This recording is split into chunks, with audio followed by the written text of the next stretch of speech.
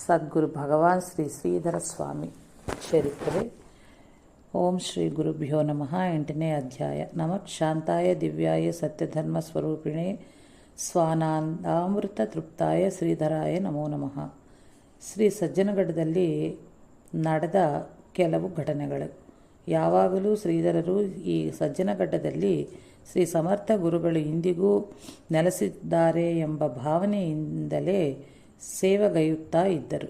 ಒಂದು ದಿನ ಶ್ರೀಧರರು ನಿತ್ಯಕ್ರಮದಂತೆ ಆರತಿಗಿಂತ ಮೊದಲು ಸಮರ್ಥರ ಶಯನಾಗಾರವನ್ನು ಗೂಡಿಸಿ ಚೊಕ್ಕ ಮಾಡಿ ಬಟ್ಟೆಗಳನ್ನು ಬದಲಿಸುತ್ತಿದ್ದರು. ಇದನ್ನು ನೋಡಿ ಕೆಲವರು ಶ್ರೀಧರರನ್ನು ಗೇಲಿ ಮಾಡುತ್ತಾ, ಇದೇನು ಹುಚ್ಚನ ಹಾಗೆ ಮಾಡುವಿಯಲ್ಲ, ಇಲ್ಲಿ ಈಗ ಸಮರ್ಥರು ಇರುವುದಿಲ್ಲ ಎಂದರು. ಆಗ ಶ್ರೀಧರರು, ಸಮರ್ಥರು ಯಾವಾಗಲೂ ಇಲ್ಲಿ ಇರುವರು ಎಂದುಕೊಂಡೇ ನಾನಿಲ್ಲಿ ಸೇವೆ ಮಾಡುತ್ತಾ ಇದ್ದೀನಿ. ಇಲ್ಲಿ ಸಮರ್ಥರು ಪ್ರತ್ಯಕ್ಷವಿದ್ದಾಗಲೂ ನಿಮಗೇಕೆ ಕಾಣುವುದಿಲ್ಲ ಎಂದು ಉದ್ಗರಿಸಿದರು. ಆ ಕಾಲದಲ್ಲಿ ಗಡಕ್ಕೆ ಬರುವ ಜನರಿಗೆ ಶ್ರೀಧರರ ಸೇವಾ ಕೈಂಕರ್ಯದ ಹಿಂದಿದ್ದ ಅನುಭವವಾಗದೆ ಇರುತ್ತಿರಲಿಲ್ಲ. ಒಮ್ಮೆ ಬೇಸಿಗೆ ಕಾಲದಲ್ಲಿ ಕೈವಲ್ಯಧಾಮದ ಶ್ರೀ ರಘುನಾಥರಾವ್ ಕೋಟ್ನೀಸ್ ಎಂಬುವವರು ಶ್ರೀ ಸಮರ್ಥರ ದರ್ಶನಕ್ಕೆ ಸಾಂಗ್ಲಿಯಿಂದ ಬಂದಿದ್ದರು. ಜೊತೆಗೆ ಇನ್ನೂ ಕೆಲವು ಜನರಿದ್ದರು. ಶ್ರೀರಾಮ ಸಮರ್ಥ ಸಮಾಧಿಯ ದರ್ಶನ ಮಾಡಿ ಇವರು ಸಮರ್ಥರ ಶಯನಗಾರಕ್ಕೆ ಬಂದರು. ಆಗ ಅಲ್ಲಿ ಶ್ರೀಧರರು ನಿತ್ಯದಂತೆ ಸಮರ್ಥರ ಮಂಚದ ಮೇಲಿನ ಬಟ್ಟೆ, ಹಾಸಿಗೆ, ದಿಂಬು ಇತ್ಯಾದಿಗಳನ್ನು ಕೊಡವಿ ಬದಲಾಯಿಸಿ ಹಾಕುತ್ತಿದ್ದರು.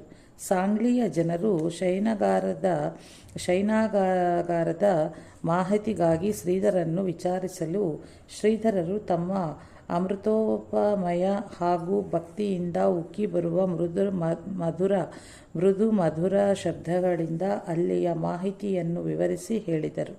ಇದನ್ನು ಕೇಳಿ ಎಲ್ಲರಿಗೂ ಆನಂದವಾಯಿತು. ಆವಾಗ ಕೋಟ್ನೇಸರ್ ಜೊತೆಯ ಇರುವುದರೊಂದಿಗೆ ಇವರ ಅಂದರೆ ಶ್ರೀಧರರ ವಾಣಿ ಎಷ್ಟು ಮಧುರ ಹಾಗೂ ಪ್ರಾಸಾದಿಕ, ಹೇಳುವಂಥ ಶೈಲಿ ಎಷ್ಟು ಸುಂದರ, ಭಾಷೆಯ ಪ್ರಭುತ್ವವು ಎಷ್ಟು ದೊಡ್ಡದು, ಗುರುಭಕ್ತಿಯು ಉಕ್ಕಿ ಬರುತ್ತಿರುವ ಇವರ ಮಾತನ್ನು ಕೇಳಿದ ಎಂಥವನಲ್ಲೂ ಭಕ್ತಿ ಉಂಟಾಗಲೇಬೇಕು ಎಂದರು. ಒಂದು ದಿನ ಗಡದ ಪೂಜಾರಿ ಬಂಡು ಭಟ್ಟರ ಅತ್ತೆ ಶಯನಗಾರದ ಬಳಿ ನಿಂತಿದ್ದಳು. ಅದೇ ಸಮಯಕ್ಕೆ ಸರಿಯಾಗಿ ಶ್ರೀಧರರು ನೈವೇದ್ಯದ ಹರಿವಾಣ ತೆಗೆದುಕೊಂಡು ಒಳಗೆ ಹೊಕ್ಕೆರು ಮತ್ತು ನೈವೇದ್ಯ ಮಾಡಬೇಕಾದರೆ ಪದ್ಧತಿಯಂತೆ ಬಾಗಿಲು ಮುಚ್ಚಿಕೊಂಡರು. ಭಕ್ತಿಭಾವದಿಂದ ನೈವೇದ್ಯ ಮಾಡಿ ಶ್ರೀಧರರು ಹೊರಗೆ ಬರಲು ಇವರನ್ನು ನೋಡಿದ ಅವಳು, ಆಹಾ, ಇವರ ಭಕ್ತಿಯನ್ನು ನೋಡಿದರೆ ದೇವರಿಗೂ ಉಣಬೇಕಾಗಿ ಬರುವುದು ಎಂದಳು. ಶ್ರೀಧರರು ಗಡಕ್ಕೆ ಬಂದು ಸೇವಾ ಪತ್ರಿಕೆಗಳಿಗಾಗಿ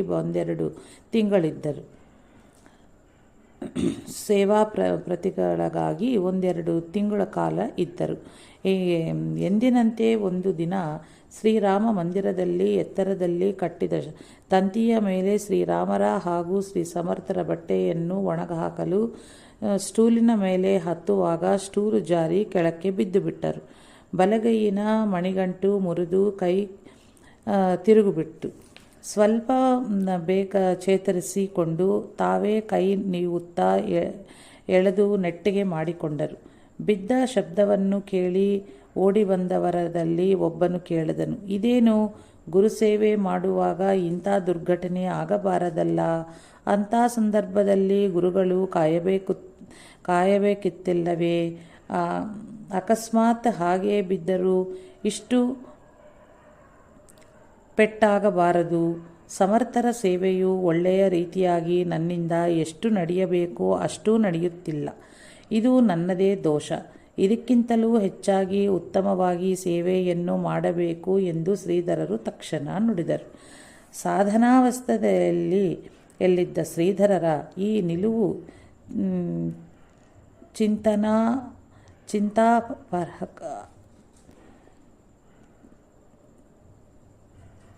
ಚಿಂತನಾರ್ಹವಾಗಿದೆ.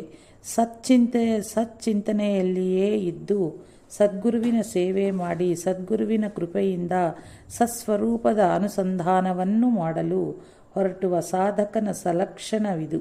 ಹಾಗೆ ಸೇವೆ ಮಾಡುವಾಗ ಎಲ್ಲಿ ನನ್ನ ಮನೋವೃತ್ತಿ ಗುಣಗಳ ಗಣನೆ ಮಾಡಿಕೋ, ಅನ್ಯ ವಿಷಯಗಳ ಚಿಂತನೆ ಮಾಡಿಕೋ ಎಂದು ಕಣ್ಣಲ್ಲಿ ಕಣ್ಣಿಟ್ಟು ಆತ್ಮಾವಲೋಕನ ಮಾಡಿಕೊಳ್ಳಿರುತ್ತಾನೆ.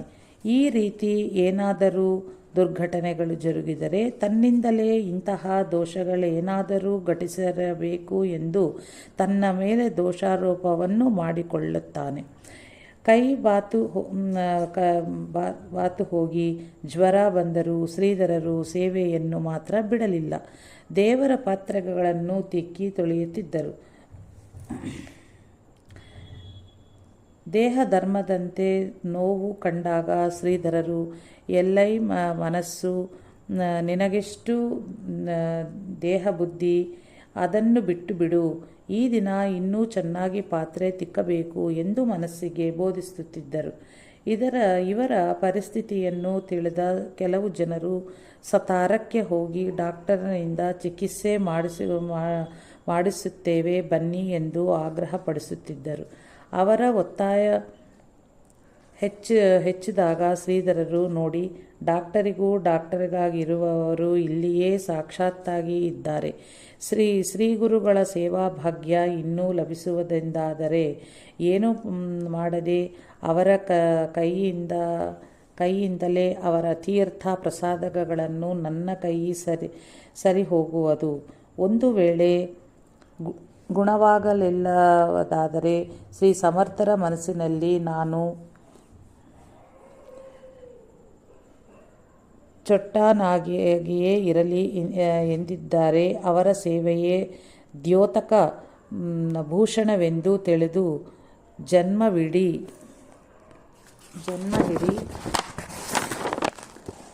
ಜನ್ಮಹಿಡಿಯಾಗಿಯೇ ಇರುವನು. ಶ್ರೀ ಗುರುಕೃಪೆಯಿಂದ ಶೀಘ್ರವಾಗಿ ಹುಷಾರಾಗುತ್ತೆ ಎಂಬ ಭರವಸೆ ನನಗಿದೆ ಎಂದು ಹೇಳಿ ಶ್ರೀಧರರು ಸೇವೆಯಲ್ಲಿ ಮಗ್ನರಾದರು. ಶ್ರೀಧರರು ಗುರುವಿನಲ್ಲಿ ಇಟ್ಟಿರುವ ಅಚಲ ವಿಶ್ವಾಸ ಮತ್ತು ಅನನ್ಯ ಭಕ್ತಿಯನ್ನು ಕಂಡು ಎಲ್ಲರೂ ಆಶ್ಚರ್ಯಪಡಕೂಡಗಿದರು. ಇನ್ನೂ ಆಶ್ಚರ್ಯವೆಂಬಂಥ ಒಂದೆರಡು ದಿನಗಳಲ್ಲಿಯೇ ಸಂಪೂರ್ಣ ಗುಣವಾದರು. ಶ್ರೀ ಸಮರ್ಥರ ಸೇವೆಯಲ್ಲಿಯೇ ತಮ್ಮನ್ನು ಸಂಪೂರ್ಣವಾಗಿ ತೋಡಿಗೊಳಿಸಿಕೊಂಡಿದ್ದ ಶ್ರೀಧರರಿಗೆ ಇತ್ತೀಚೆಗೆ ಗುರುದಕ್ಷಿಣಾಕಾಂಕ್ಷೆ ತೀವ್ರವಾಗತೊಡಗಿತು. ಒಂದು ಉದ್ದವಾದ ದೋಟಿ ಮತ್ತು ಜೋಳೆಯನ್ನು ಹಿಡಿದುಕೊಂಡು ಗುರುಪೂಜೆಗಾಗಿ ಹೂ ಕೊಯ್ಯಲು ಶ್ರೀಧರರು ಹೋದರೆಂದರೆ ಆ ಹೂಗಳಲ್ಲಿಯೂ ತಮ್ಮ ಮನದ ಅಪೇಕ್ಷೆಯನ್ನು ಅರ್ಥೈಸಿದ್ದ ಹೇಳಿಕೊಳ್ಳುತ್ತಿದ್ದರು. ಹೂ ಕೊಯ್ಯುವ ಮೊದಲು ಗಿಡಮರ ಬಳ್ಳಿಗಳಿಗೆ ನಮಸ್ಕರಿಸಿ ಹೇ ಪರಮಪಾವನ ತರುಳ ತೆಗಲೆ, ಎಷ್ಟೋ ಜನ್ಮಗಳ ಸುಕೃತ ಫಲದಿಂದ ಈ ಪುಣ್ಯಕ್ಷೇತ್ರದಲ್ಲಿ ಜನಿಸಿದ್ದೀರಿ. ನಿಮ್ಮ ಪುಣ್ಯದ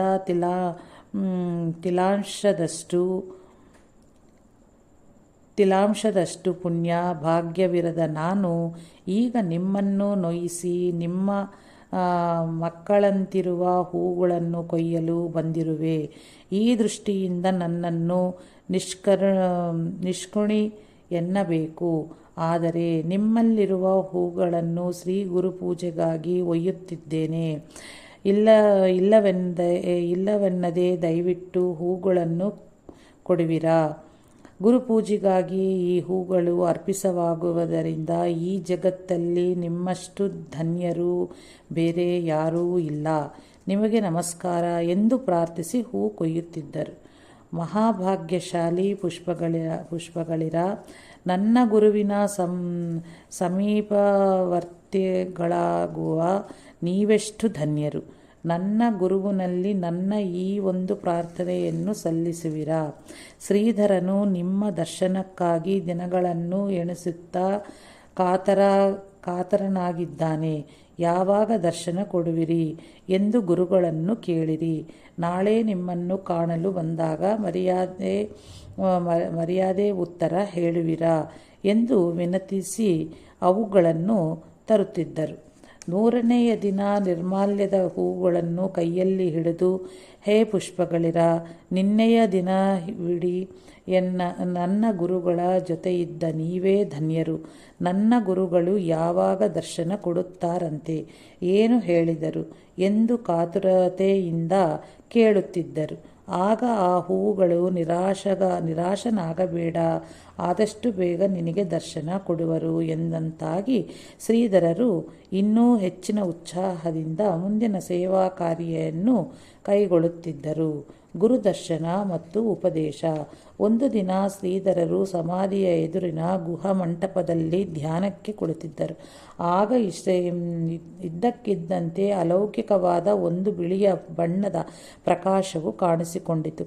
ಆನಂದರೂಪವಾದ ಅವರ್ಣನೀಯವಾದ ಆ ಪ್ರಕಾಶವು ಬೆಳದಿಂಗಳಂತೆ ಇತ್ತು ಎಂದು ಹೋಲಿಸಿದರೂ ಅದು ಎಲ್ಲರೂ ಕಾಣುವ ಹುಣ್ಣಿಮೆಯೇ ಚಂದ್ರನ ಬೆಳದಿಂಗಳ ಪ್ರಕಾಶವಲ್ಲ. ಶ್ರೀಧರಿಗೆ ಆ ಪ್ರಕಾಶದ ಅರಿವೊಂದನ್ನು ಬಿಟ್ಟರೆ ಬೇರೆ ಯಾವ ಭಾವವೂ ಇರಲಿಲ್ಲ. ಆ ಪ್ರಕಾಶದ ಮಧ್ಯದಿಂದಲೇ ಶ್ರೀ ಸಮರ್ಥರು ಸಾಕಾರವಾಗಿ ಕಾಣಿಸಿಕೊಂಡು ಶಿಷ್ಯನ ಮಸ್ತಕದ ಮೇಲೆ ಅಮೃತ ಹಸ್ತವನ್ನು ಇಟ್ಟು ಆಶೀರ್ವದಿಸಿ ತತ್ವಮಸಿ ಮಹಾವಾಕ್ಯವನ್ನು ಉಪದೇಶಿಸಿ ಪುನಃ ಆ ಪ್ರಕಾಶದಲ್ಲಿಯೇ ಅಡಕವಾದರು. ಅರಿವು ರೂಪವಾದ ಆ ಅನಂತ ಪ್ರಕಾಶವು ನಂತರೂ ಕೆಲ ಕ್ಷಣಗಳವರೆಗೆ ಇತ್ತು. ಅನಂತರ ಶ್ರೀಧರರಿಗೆ ನಿಧಾನವಾಗಿ ವೃತ್ತಿಯು ಉತ್ಪನ್ನವಾಗಿ ದೇಹದ ಮೇಲಿನ ಪ್ರಜ್ಞೆ ಉಂಟಾಯಿತು. ಎಂದಿನಂತೆ ಶ್ರೀಧರರು ಒಂದು ದಿನ ಗಡದ ಗದ್ದುಗೆಯ ಮಹಾರಾಜರ ವಾಸದ ಮನೆಯ ಹಿಂಬದಲ್ಲಿದ್ದ ಹೂದೋಟಕ್ಕೆ ಹೂಗಳನ್ನು ಕೊಯ್ಯಲು ಹೋದರು. ಅಲ್ಲಿಯೇ ಸ್ವಲ್ಪ ಹೊತ್ತು ಧ್ಯಾನಕ್ಕೆ ಕುಳಿತುಕೊಳ್ಳಬೇಕು ಎಂಬ ಇಚ್ಛೆ ಉಂಟಾಯಿತು. ಸುತ್ತಮುತ್ತಲೂ ಒಬ್ಬ ಮನುಷ್ಯನ ಎತ್ತರವಾದಷ್ಟು ಕಾಬಾಳೆ ಹೂಗಿಡಗಳು ಬೆಳೆದಿದ್ದ ಜಾಗದಲ್ಲಿ ಶ್ರೀಧರರು ಧ್ಯಾನಕ್ಕೆ ಕುಳಿತಂತೆಯೇ ಸ್ವಸ್ವರೂಪದಲ್ಲಿ ವಿರಮಿಸಿದರು. ಹೊರಗಿನಿಂದ ಆ ಸ್ಥಳವು ಯಾರಿಗೂ ಕಾಣಿಸ್ತಾ ಇರಲಿಲ್ಲ. ಇಲ್ಲಿ ಶ್ರೀಧರರು 3 ದಿನಗಳವರೆಗೆ ನಿರ್ವಿಕಲ್ಪ ಸಮಾಧಿಯಲ್ಲೇ ಇದ್ದರು. ಹೊರಗಿನ ಯಾವ ಅರಿವು ಕೂಡ ಅವರಿಗೆ ಇರಲಿಲ್ಲ. ಶ್ರೀಧರರು 3 ದಿನವಾದರೂ ಬರದಿದ್ದರಿಂದ ಶ್ರೀಧರಿಗೆ ಏನಾಯಿತೋ ಎಂದು ಎಲ್ಲರಿಗೂ ಚಿಂತೆ ಆಯಿತು. ಶ್ರೀಧರರು ಜೀವಂತ ಇರುವರೋ ಇಲ್ಲವೋ ಎಂಬ ಸಂದೇಹವೂ ಶುರುವಾಯಿತು.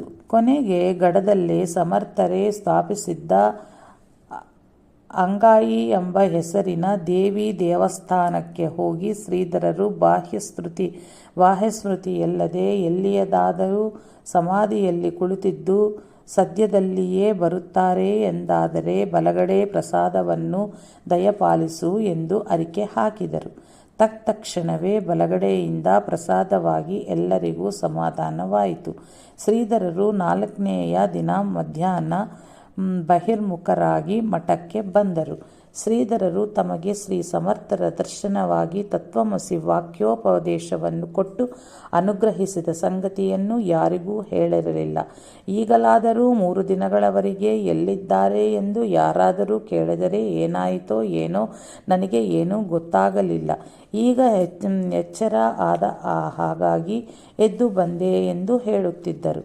ನಂತರ 10-15 ವರ್ಷಗಳ ಕಳೆದ ಮೇಲೆ ಒಂದು ದಿನ ಸಾಧಕರೆಲ್ಲ ಸೇರಿ ಈ ವಿಷಯವನ್ನು ಕೇಳಿದಾಗ ಆದ ದೃಷ್ಟಾಂತವನ್ನು ಹೇಳಬಾರದು ಎಂದು ಒಮ್ಮೆ ಹೇಳಿದರೆ ಮತ್ತೆ ದೃಷ್ಟಾಂತವಾಗದೆಂದು ಶ್ರೀ ಸಮರ್ಥರ ಹೇಳಿಕೆಯ ಇದೆ ಅಲ್ಲವೇ ಎಂದು ಶ್ರೀಧರ ಸ್ವಾಮಿಗಳು ಹೇಳಿದರು. ಆದರೂ ಸಾಧಕರು ತನ್ನ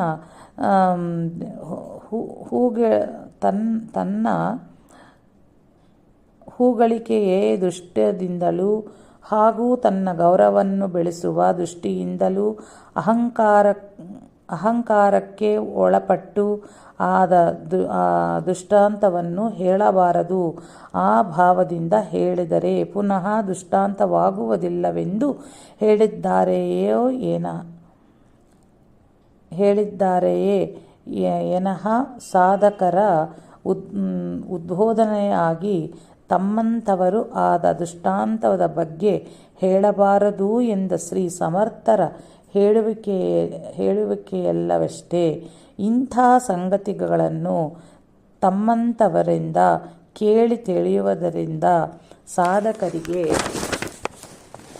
ಸ್ಫೂರ್ತಿಯೂ ಬರುತ್ತದೆ. ಈ ವಿಷಯದಲ್ಲಿ ಶ್ರೀ ಸಮರ್ಥರನ್ನೇ ಬೇಕಾದರೆ ಕೇಳಿ ನೋಡಬಹುದು ಎಂದು ವಿಜ್ಞಾಪಿಸಿಕೊಂಡರು. ಕಿವಿಯಲ್ಲಿ ಹೇಳುವುದು, ಅಂತರಂಗದಲ್ಲಿ ಸ್ಫುರಿಸುವುದು, ಪ್ರತ್ಯಕ್ಷ ಬಂದು ತನ್ನ ಶ್ರೀಮುಖದಿಂದ ತಿಳಿಸುವುದು, ಹೀಗೆ ಹಲವು ಬಗೆಯಿಂದ ಭಕ್ತರು ಕೇಳಿದ ಪ್ರಶ್ನೆಗೆ ಉಪಾಸ್ಯ ದೇವತೆಯು ಸಮಾಧಾನ ಮಾಡುವ ಕ್ರಮ ಇದೆ. ಕೆಲವನ್ನು ಸಾಧಕನ ಯಾವ ಪ್ರಶ್ನೆ ಇಲ್ಲದಿದ್ದರೂ ಸಾಧನೆಯ ಉನ್ನತಿಗಾಗಿ ಮಾರ್ಗದರ್ಶನ ರೂಪದಿಂದ ದೃಷ್ಟಾಂತವಾಗುವುದೂ ಉಂಟು ಎಂದು ಹೇಳಿ ಶ್ರೀ ಶ್ರೀಧರ ಸ್ವಾಮಿಗಳು ಸಾಧಕರಿಗಾಗಿ ಈ ಸಂಗತಿಯನ್ನು ವಿವರಿಸಿದರು. ಶ್ರೀಧರರು ಗಡಕ್ಕೆ ಬಂದು 4 ತಿಂಗಳಾಗಿದ್ದವು. ನಿಷ್ಠೆಯಿಂದ ಕೂಡಿದ ಗುರುಸೇವೆ ಅವ್ಯಾಹತವಾಗಿ ನಡೆದಿತ್ತು. ಶ್ರೀಧರರು ತಮ್ಮ ವಿನಯ, ಮೃದು ಸ್ವಭಾವ, ವೈರಾಗ್ಯಾದಿ ಗುಣಗಳಿಂದ ಎಲ್ಲರ ಮೆಚ್ಚುಗೆಗೆ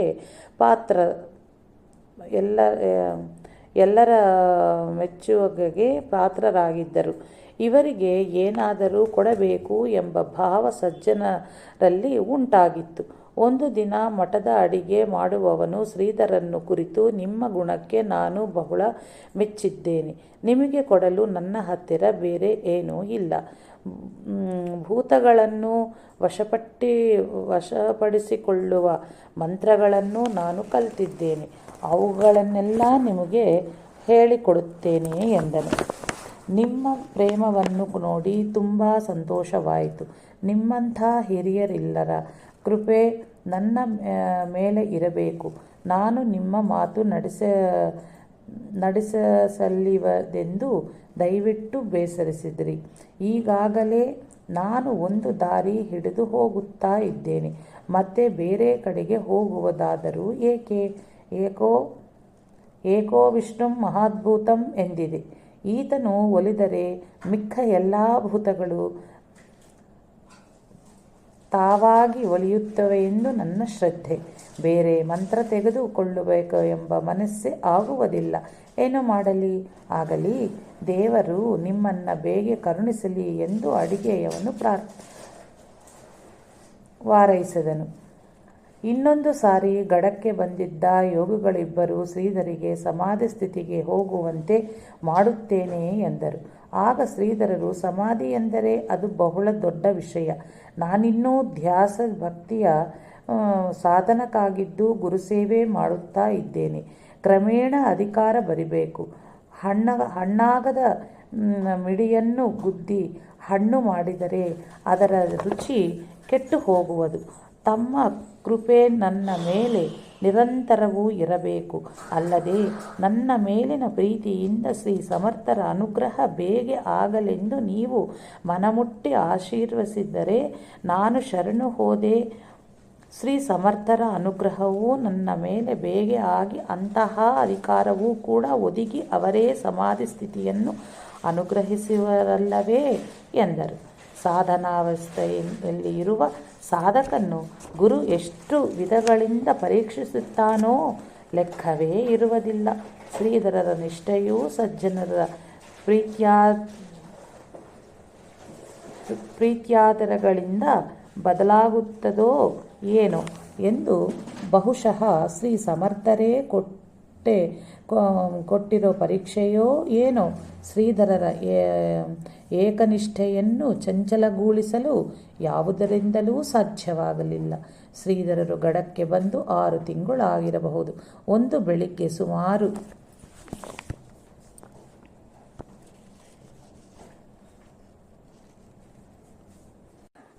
ಸುಮಾರು 9 ಗಂಟೆ ಸಮಯ. ಸಮರ್ಥರ ಸಮಾಧಿಯ ಅಭಿಷೇಕದ ನೀರನ್ನು ಹೊರಗೆ ಹಾಕಿ ಸ್ವಚ್ಛ ಮಾಡುತ್ತಿದ್ದರು. ಇಷ್ಟರಲ್ಲಿ ಅಂಬೇಜೋಗಾಯಿ ಕಡವೆಯೊಬ್ಬರು ವೃದ್ಧ ಗೃಹಸ್ಥರು ತಲೆಯ ಮೇಲೆ ಜರಿಯ ಮುಂಡಾಸ, ಹಣೆಯಲ್ಲಿ ಕೇಸರಿ ಗಂಧ, ಮೈಮೇಲೆ ಪಾರ್ಸಿ ಗೃಹಸ್ಥನ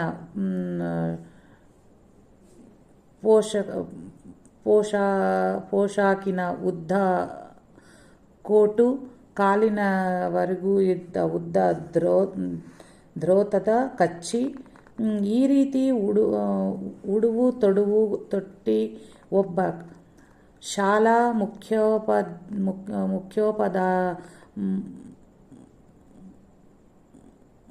ಉಪಾಧ್ಯಾಯರು ಸಮಾಧಿಯ ಹತ್ತಿರ ಬಂದು ನಿಂತರು. ಕೆಲವು ಕ್ಷಣ ಸಮಾಧಿ ಮುಂದೆ ಏಕದೃಷ್ಟಿಯಿಂದ ನೋಡುತ್ತಾ ನಿಂತವರು ಬಾಯಿಯಿಂದ ಏನೇನೋ ಒದರಲಾರಂಭಿಸಿದರು. ನಿಮ್ಮ ಹೇಳಿಕೆಯ ಪ್ರಕಾರ ವಿಶ್ವಾಸವಿಟ್ಟು 13 ಕೋಟೆ ಯಾಕೆ 16 ಕೋಟೆ ಜಪ ಪೂರ್ಣ ಮಾಡಿ ಮುಗಿಸಿದರೂ ಪ್ರಭು ರಾಮಚಂದ್ರನ ದರ್ಶನ ನನಗಿನ್ನೂ ಆಗಲಿಲ್ಲ. ಆಯುಷ್ಯದ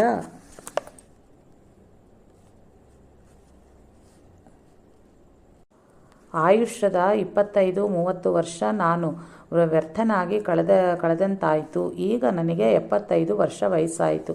ಓಡಾಡುವ ಶಕ್ತಿ ಇಲ್ಲದಿದ್ದರೂ ಕೊನೆಯದಾಗಿ ವಿಚಾರಿಸಿಕೊಂಡು ಹೋಗೋಣ ಅಂತಲೇ ನಾನಿಲ್ಲಿಗೆ ಬಂದಿದ್ದೇನೆ. ಏನು, ನನ್ನನ್ನು ಪುಸಲಾಯಿಸಿ ಬಲಿ ಹಾಕಿದರಾ? ಭೋಳಾ ಭಕ್ತಿಯಿಂದ ನಾವು ಭಾವಿಕರಾಗಿ ಶ್ರದ್ಧಾ ಇಡುತ್ತೇವೆ. ಆದರೆ ಅದರ ಫಲವೇ ಇದು ಸರಿಯೇ? ನನ್ನನ್ನು ನೀನು ಎಷ್ಟು ನಿರಾಶನ್ನಾಗಿ ಮಾಡಿದೆ. ಹೀಗಾಗಿಯೇ ಜನರು ನಾಸ್ತಿಕರಾಗುವುದೋ? ಹೇಳ್ರಿ ಕೂಡ್ರಿ ಉತ್ತರ. ಹೀಗೆ ಏನೇನೋ ಒದರುತ್ತಾ ಇದ್ದವನು ವಿಸ್ಮಯದಿಂದ ಶ್ರೀಧರರು ಕೇಳುತ್ತಿದ್ದರು. ವಾತಾವರಣ ಗಂಭೀರವಾಗಿತ್ತು. ಮುಖ್ಯ ಉಪಾಧ್ಯಾಯರ ಸಿಟ್ಟು ನೆತ್ತಿಗೇರಿ ಸಮರ್ಥರನ್ನು ಉದ್ದೇಶಿಸಿ ಕೈಗಳನ್ನು ಮುಂದೆ ಮಾಡುತ್ತಾ ಉದ್ರೇಕದಿಂದ ಸಮರ್ಥರೊಡನೆ ಏಕವಚನದಿಂದಲೇ ಮಾತನಾಡಾರಂಭಿಸಿದರು. ನೋಡಿ, ಇಡೀ ಜಗತ್ತಿಗೆ ಈಗ ಕೂಗಿ ಹೇಳುತ್ತೇನೆ, ಯಾರು ಇವನ ಮೇಲೆ ವಿಶ್ವಾಸ ಇಡಬೇಡಿರಿ ಎಂದು. ಏನ್ರಿ ಮಹಾರಾಜ, ಯಾರಿಗೆ ಶ್ರೀರಾಮನ ದರ್ಶನ ಆಗಬೇಕಂತ ಇರುವುದೋ ಅವರಿಗೊಂದು ಉಪಾಯವಿದೆ. ರಾಮ ತ್ರಯೋದಶಾಕ್ಷರಿ ಮಂತ್ರದ 13 ಕೋಟಿ ಜಪವನ್ನು ಏಕನಿಷ್ಠೆಯಿಂದ ಮಾಡಿದರೆ ಅವಶ್ಯ ರಾಮ ದರ್ಶನವಾಗುವುದು. ಹೀಗೆ ಮೇಲಿನ ವಾಕ್ಯಗಳ ಸಾರಾಂಶ. ಈ ವಚನ ಯಾರದು? ನಿಮ್ಮದೇ ಅಲ್ಲವೇ? ನೀವೇ ಹೇಳಿದ್ದಲ್ಲವೇ? ಇದು ಸುಳ್ಳು.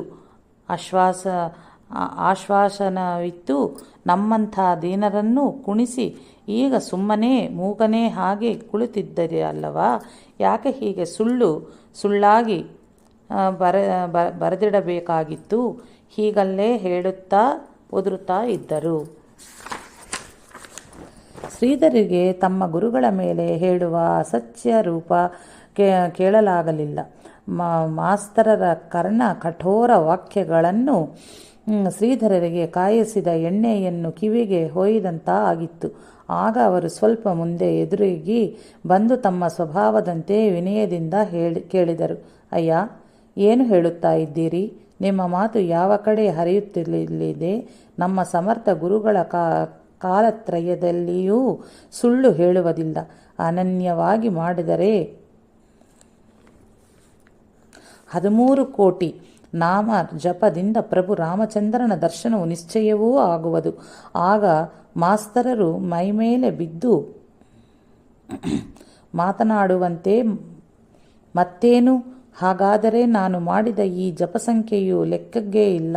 ಸುಳ್ಳಾಯಿತಾ ಏನು? ಈ ಪುಸ್ತಕದಲ್ಲಿ ನಾನು ಸಂಪೂರ್ಣ ಜಪಸಂಖ್ಯೆಯನ್ನು ತಾರೀಕು ಪ್ರಕಾರ ತಪ್ಪದೇ ಬರೆದಿಟ್ಟಿದ್ದೇನೆ.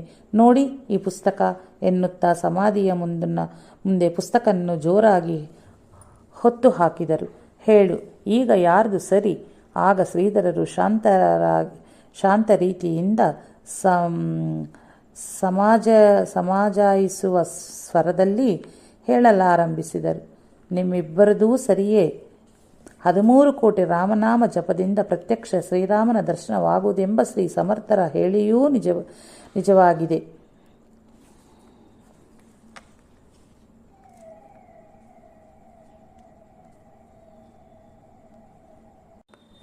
16 ಕೋಟಿ ಜಪ ಮಾಡಿಯೂ ನಿಮಗೆ ದರ್ಶನವಾಗಿಲ್ಲವೆಂಬುದು ನೀವು ಹೇಳುವ ಮಾತು ನಿಜವಾಗಿದೆ.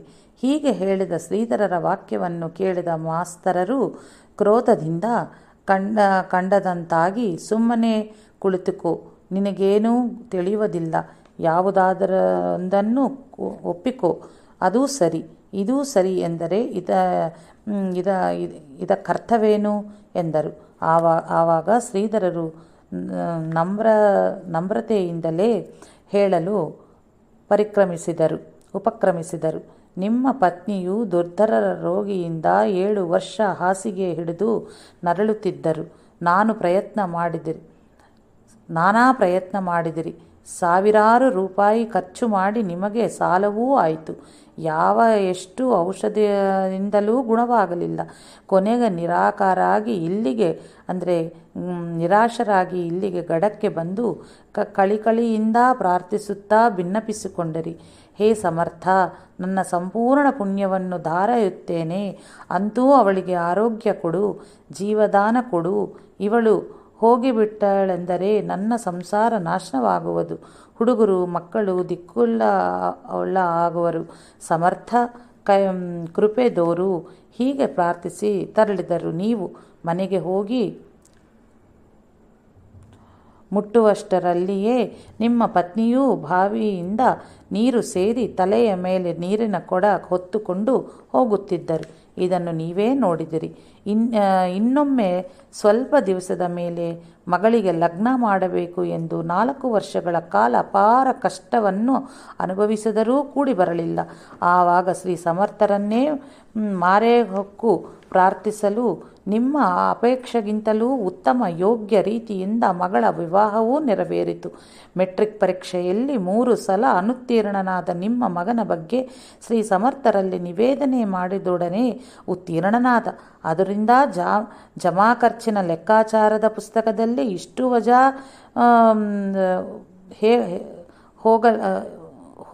ಹೋಗಲಾಗಿ ಇನ್ನೂ ಕೇವಲ 9.5 ಕೋಟಿ ಮಾತ್ರ ಜಮಾ ಇರುವುದು. ಈಗ ಉಳಿದ ಜಪವನ್ನು ನೀವು ನಿಷ್ಕಾಮರಾಗಿ ಮಾಡಿರಿ, ಅಂದರೆ ನಿಜವಾಗಿ ದರ್ಶನವಾಗುವುದು. ಪ್ರತ್ಯಕ್ಷ ಅನುಭವವನ್ನೂ ನೋಡಿರಿ.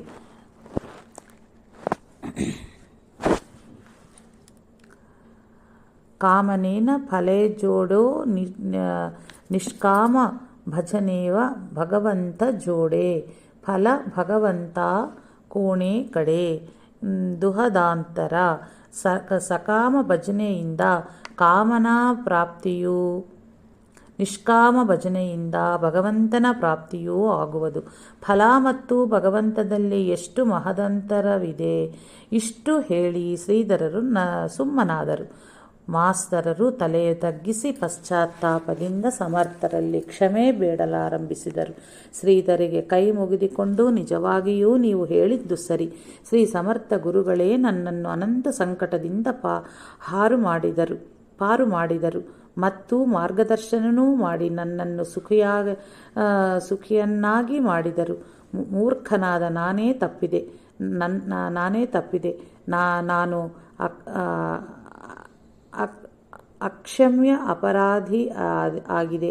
ನೀವೇ ಈಗ ನನ್ನ ಕಣ್ಣನ್ನು ತೆರೆದಿರಿ ಮತ್ತು ನಿಜವಾದ ದಾರಿಯನ್ನೂ ತೋರಿಸಿದ್ದೀರಿ. ಸತ್ಯ ದರ್ಶನವನ್ನೂ ಉಂಟು ಮಾಡಿದಿರಿ. ಈ ರೀತಿಯಾಗಿ ಪುನಃ ಪ್ರಾರ್ಥಿಸಿ ಮನೆಗೆ ತೆರಳಿದರು. ಅನಂತರ ನಿಷ್ಕಾಮದಿಂದ ಶ್ರೀಧರರ ಹೇಳಿದಂತೆಯೇ ಉಳಿದ ಜಪವನ್ನು ಮಾಡಲು ಶ್ರೀರಾಮನ ಪ್ರತ್ಯಕ್ಷ ದರ್ಶನರಾಗಿ ಧನ್ಯರಾದರು. ಯಾರ ಮಾರ್ಗದರ್ಶನದಿಂದ ಜೀವವು ಧನ್ಯವಾಯಿತೋ, ತಪಶ್ಚರ್ಯ ಫಲಪ್ರಾಪ್ತಿಯಾಯಿತೋ, ಆ ಮಹಾನುಭಾವರ ದರ್ಶನ ಪಡೆಯಬೇಕು ಎಂಬ ಆತುರತೆಯಿಂದ ಸಜ್ಜನಗಳಿಗೆ ಮಾಸ್ತರರು ಆಮೇಲೆ ಬಂದಾಗ ಶ್ರೀಧರರಿಗೆ ಶ್ರೀ ಸಮರ್ಥರ ಸಗುಣ ಸಾಕಾರ ದರ್ಶನ ಹಾಗೂ ಮಹಾವಾಕ್ಯದ ಉಪದೇಶವಾಗಿ ಆತ್ಮಸಾಕ್ಷಾತ್ಕಾರ ಹೊಂದಿದರು ಮತ್ತು ಸಮರ್ಥರ ಆಜ್ಞೆಯಂತೆ ದಕ್ಷಿಣಕ್ಕೆ ಕರ್ನಾಟಕಕ್ಕೆ ತೆರಳಿದರು ಎಂಬುದಾಗಿ ತಿಳಿದು ಬಂದಿತ್ತು. ಯಾವ ಒಂದು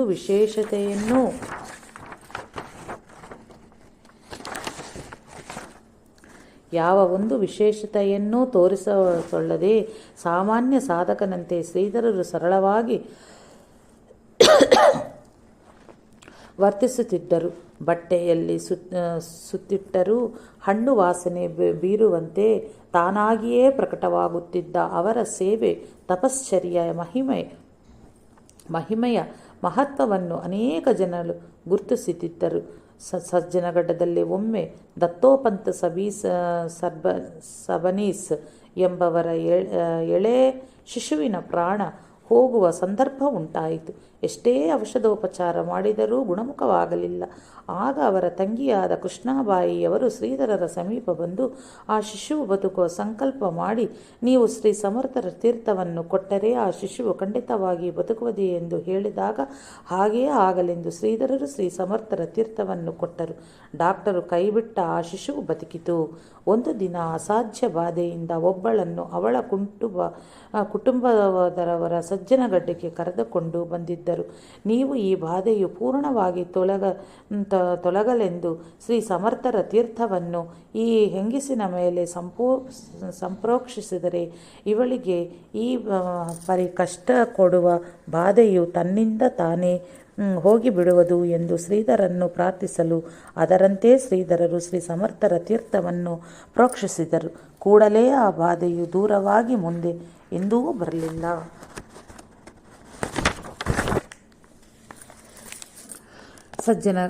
ಸಜ್ಜನಗಿರಿಯಲ್ಲಿಯ ಅಂಗಾಯಿ ಎಂಬ ದೇವಿ ಮಂದಿರದಲ್ಲಿ ಒಂದು ಸಲ ದೇವಿಯ ಹಿಂಬದಿಗಿನ ಪ್ರಭಾವಳೆಯನ್ನು ಸುತ್ತಿಕೊಂಡು ದೇವಿಯ ತಲೆಯ ಮೇಲೆ ತನ್ನ ಹಡೆಯನ್ನು ಬಿಚ್ಚಿ ಒಂದು ಹಾವು 3 ದಿನಗಳವರೆಗೂ ಅಲ್ಲೇ ಇತ್ತು.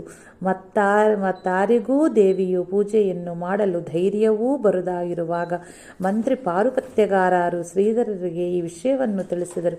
ನಿತ್ಯದ ಪೂಜೆ ನಿಲ್ಲುವುದು ಸರಿಯಲ್ಲವೆಂದು ಶ್ರೀಧರರು 3 ದಿನವೂ ಕೂಡ ಹೋಗಿ ಅಂಗಾಯಿಯ ಪೂಜೆಯನ್ನು ಭಕ್ತಿಭಾವಗಳಿಂದ ಮಾಡಿ ಬಂದರು. ಶ್ರೀಧರರು ಮಾಡುವ ಪೂಜೆಯ ಸಮಯದಲ್ಲಿ ಹಡೆ ಬಿಚ್ಚಿದ ತನ್ನ ಮೈಯನ್ನು ಮುಡಿದುಕೊಂಡು ಅದು ಮಲಗಿದಂತೆ ಸುಮ್ಮನೆ ಇರ್ತಿತ್ತು. ಒಮ್ಮೆ ಕಾಶಿಬಾಯಿ ಎಂಬ ಹುಡುಗಿಯವಳು ಸಂಪಿಗೆ ಹೂವನ್ನು ತನಗೆ ಕೊಯ್ದುಕೊಂಡುವಂತೆ ಶ್ರೀಧರನ್ನು ಕೇಳಿಕೊಂಡಳು. ಶ್ರೀಧರರು ಕೊಡಲೆ ಮರ ಹತ್ತಿ ಹೂವುಗಳನ್ನು ಕೊಯ್ದು ಸಂಗ್ರಹಿಸಿ ಕೆಳಿಗಳಿ ಇರುತ್ತಿರಲು ನಾಗಸರ್ಪವೊಂದು ಬುಸುಗುಟ್ಟುತ್ತಾ ಅತ್ತಡೆ ಬರಲು ಶ್ರೀಧರರು ಶಾಂತಚಿತ್ತರಾಗಿ ನೆಲದ ಮೇಲೆ ನಿಂತಿದ್ದರು. ಆ ಸರ್ಪವು ಶ್ರೀಧರರ ಕಾಲುಗಳ ಮೇಲೆಯೇ ಹರಿದು ಹೋಗುವುದನ್ನು ಕಂಡ ಆ ಹುಡುಗಿಯು ಚೀರಿಕೊಂಡಳು. ಆದರೆ ಶ್ರೀಧರರು ಧೃತಿಗೆಡದೆ ಶಾಂತರಾಗಿದ್ದು ಆ ಹುಡುಗಿಗೆ ಸಮಾಧಾನ ಹೇಳಿದರು.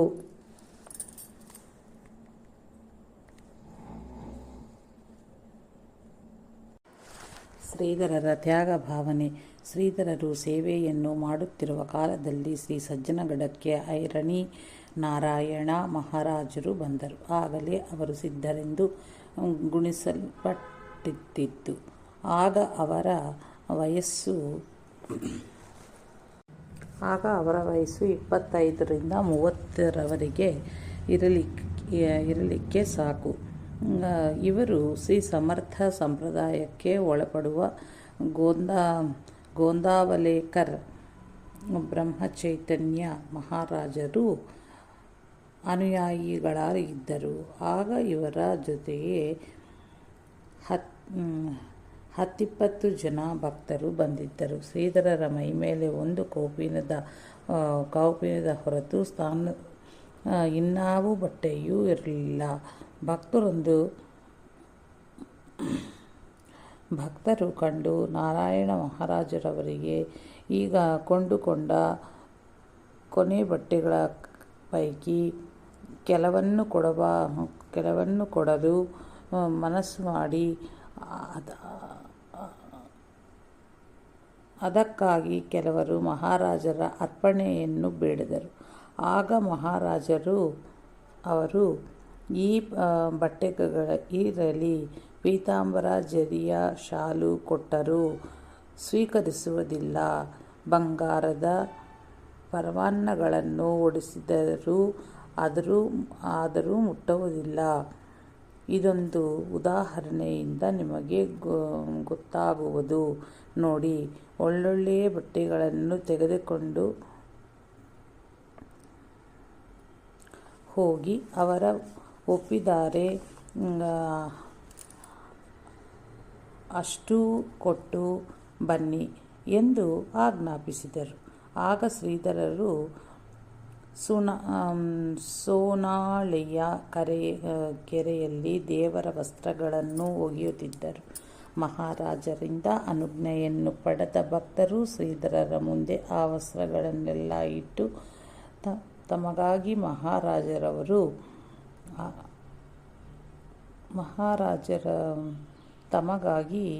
ಮಹಾರಾಜರು ಈ ವಸ್ತ್ರಗಳನ್ನು ಕಳುಹಿಸಿದ್ದಾರೆ. ಈಗ ಬರುವುದು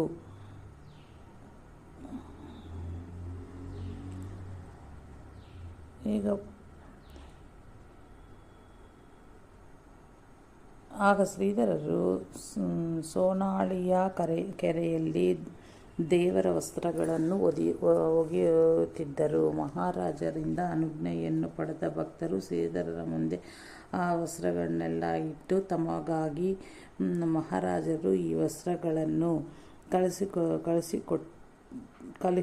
ಕಳುಹಿಸಿದ್ದಾರೆ, ತಾವು ಇವುಗಳನ್ನು ಪರಿಗ್ರಹಿಸಬೇಕು ಎಂದು ವಿನಂತಿ ಹಿಂದಿರುಗಿದರು. ಶ್ರೀಧರರು ಒಗೆದ ದೇವರ ವಸ್ತ್ರಗಳನ್ನು ಒಣಹಾಕಲು ಶಿಷ್ಯರ ವಸ್ತ್ರಗಳನ್ನು ಒಣಹಾಕಲು ನಿತ್ಯದಂತೆ ಬಂದು ಬಿಟ್ಟರು. ಆ ಬಟ್ಟೆಗಳ ಕಡೆಗೆ ಕಣ್ಣೆತ್ತಿಯೂ ನೋಡಲಿಲ್ಲ. ವಸ್ತ್ರಗಳು ಕೆರೆದಂಡೆಯ ಮೇಲೆ ಹಾಗೆಯೇ ಬಹಳ ಹೊತ್ತಿನವರೆಗೂ ಇದ್ದವು. ಶ್ರೀಧರರು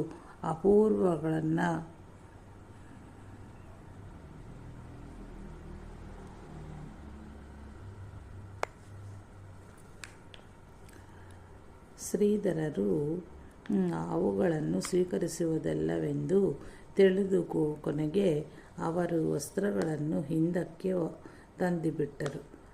ಐರಣಿ ಮಹಾರಾಜರು ದೊಡ್ಡಣ್ಣ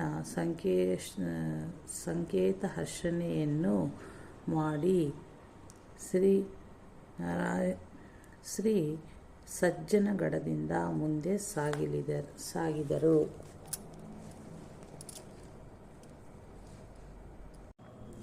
ಶ್ರೀಧರರ ತ್ಯಾಗಭಾವನೆ. ಶ್ರೀಧರರು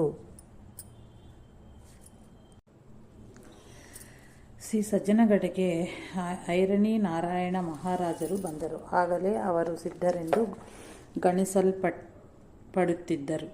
ಆಗ ಅವರ ವಯಸ್ಸು 25ರಿಂದ 30 ವರೆಗೆ ಇರಲಿಕ್ಕೆ ಸಾಕು.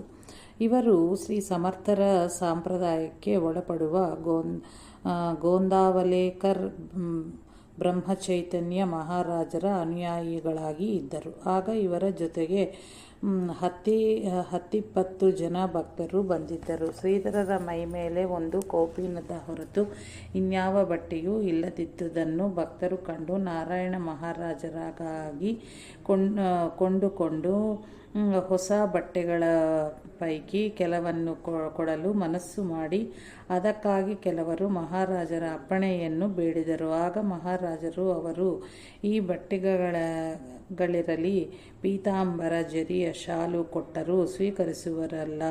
ಬಂಗಾರದ ಪವನುಗಳನ್ನು ಅವರ ಪಾದದ ಮೇಲೆ ಎರಚಿದರೂ ಅವನ್ನು ಕಣ್ಣಿಂದಲೂ ನೋಡುವವರಲ್ಲ.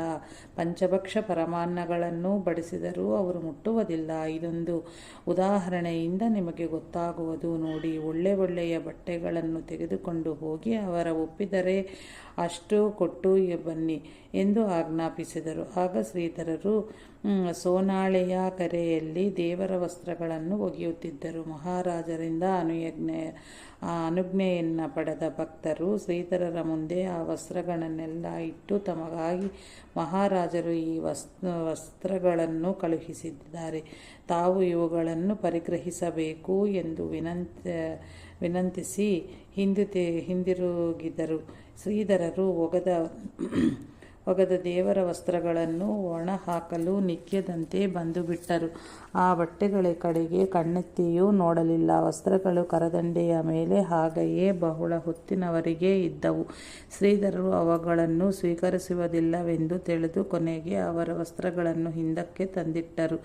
ಐರಣಿ ಮಹಾರಾಜರು ದೊಡ್ಡ ಅನ್ನ ಸಂತರ್ಪಣೆಯನ್ನು ಮಾಡಿ ಶ್ರೀ ಸಜ್ಜನಗಡದಿಂದ ಮುಂದೆ ಸಾಗಿದರು. ಒಮ್ಮೆ ಶ್ರೀ ಶಂಕರ ಕೃಷ್ಣದೇವ ಎಂಬ ಸಮರ್ಥರ ಭಕ್ತರು ಸಜ್ಜನಗಡದಲ್ಲಿಯ ದಾಸನವಮಿ ಉತ್ಸವಕ್ಕೆ ಬಂದಿದ್ದರು. ಇವರು ಉಚ್ಚ ನ್ಯಾಯಾಲಯದ ಹೈಕೋರ್ಟ್ ವಕೀಲರಾಗಿ ಇದ್ದರು. ಇವರು ಸಮರ್ಥ ಸಂಪ್ರದಾಯದ ಮಠಗಳನ್ನೆಲ್ಲ ತಿರುಗಿ ಶ್ರೀ ಸಮರ್ಥರ ಮತ್ತು ಇತರ ಸಾಧು ಸಂತರ ವಾಂಗ್ಮಯನ್ನು ದೂರಿಸಿಕೊಂಡು ಮಹಾರಾಷ್ಟ್ರ ರಾಜ್ಯದ ಧುಳೆ ಎಂಬಲ್ಲಿ ಶ್ರೀ ಸಮರ್ಥರ ವಾಗ್ದೇವಿ ಮಂದಿರ ಎಂಬುದಾಗಿ ಒಂದು ಭವ್ಯ ಕಟ್ಟಡವನ್ನು ನಿರ್ಮಿಸಿ ತಾವು ಸಂಗ್ರಹಿಸಿದ ಎಲ್ಲ ಗ್ರಂಥಗಳನ್ನು ಸೇಕರಿಸಿ ಇಟ್ಟಿದ್ದಾರೆ. ಶ್ರೀ ಸಮರ್ಥ ಸಂಪ್ರದಾಯದ ಪ್ರಚಾರಕ್ಕಾಗಿ ರಾಮದಾಸ ಮತ್ತು ರಾಮದಾಸಿ ಎಂಬ ಒಂದು ಮಾಸಪತ್ರಿಕೆಯನ್ನು ನಡೆಸುತ್ತಿದ್ದರು. ಶ್ರೀ ಸಮರ್ಥರ ಎಷ್ಟೋ ಪ್ರಸಿದ್ಧ ಹಾಗೂ ಅಪ್ರಸಿದ್ಧವಾಗಿದ್ದ ಮುಖ್ಯ ವಾಂಗ್ಮಯವನ್ನು ಇವರು ಮುದ್ರಿಸಿ ಪ್ರಸಿದ್ಧಗೊಳಿಸಿದ್ದರು. ಇವರಿಗೆ ಶ್ರೀಧರರ ವೈರಾಗ್ಯ, ಭಕ್ತಿ, ಸೇವಾ ತತ್ಪರತೆ, ಶೀಲ ಸ್ವಭಾವಾದಿಗಳನ್ನು ಕಂಡು ಬಹಳ ಸಂತೋಷವಾಯಿತು. ಶ್ರೀಧರನ್ನು ಕರೆದು ಪ್ರೀತಿಯಿಂದ ಬೆನ್ನಿನ ಮೇಲೆ ಕೈ ಆಡಿಸಿ ಶ್ರೀ ದಾಸಬೋಧವನ್ನು ಓದುತ್ತಿದ್ದೀರಾ ಎಂದು ಕೇಳಿದರು. ಅದಕ್ಕೆ ಶ್ರೀಧರರು, ಸೇವೆಯಲ್ಲಿ ಸ್ವತಂತ್ರವಾಗಿ ಓದಲು ಸಮಯ ಆಗುವುದಿಲ್ಲ. ಸಾಯಂಕಾಲ ಆರತಿಯ ಅನಂತರ ನಿತ್ಯ ಆಗುವ ದಾಸಬೋಧ ವಚನವನ್ನು ಶ್ರವಣ ಮಾಡುತ್ತೇನೆ. ಹಿರಿಯರು ಯಾರೂ ಇರದಿದ್ದಾಗ ಅದನ್ನು ಕೂಡ ಸೇವೆಯೇ ರೂಪವಾಗಿ ನಾನು ಮಾಡುತ್ತೇನೆ. ಯಸ್ಮಾತ್ತತ್ಪರತಂ ನಾಸ್ತಿ ನೇತಿ ನೀತಿತಿ ವೈ ಶ್ರುತಿಃ ಮನಸಾ ವಚಸಾ ಜೈವ ನಿತ್ಯಮಾರಾಧಯೇ ಗುರುಮಾಂ. ಶ್ರೀ ಗುರುಗೀತಾ.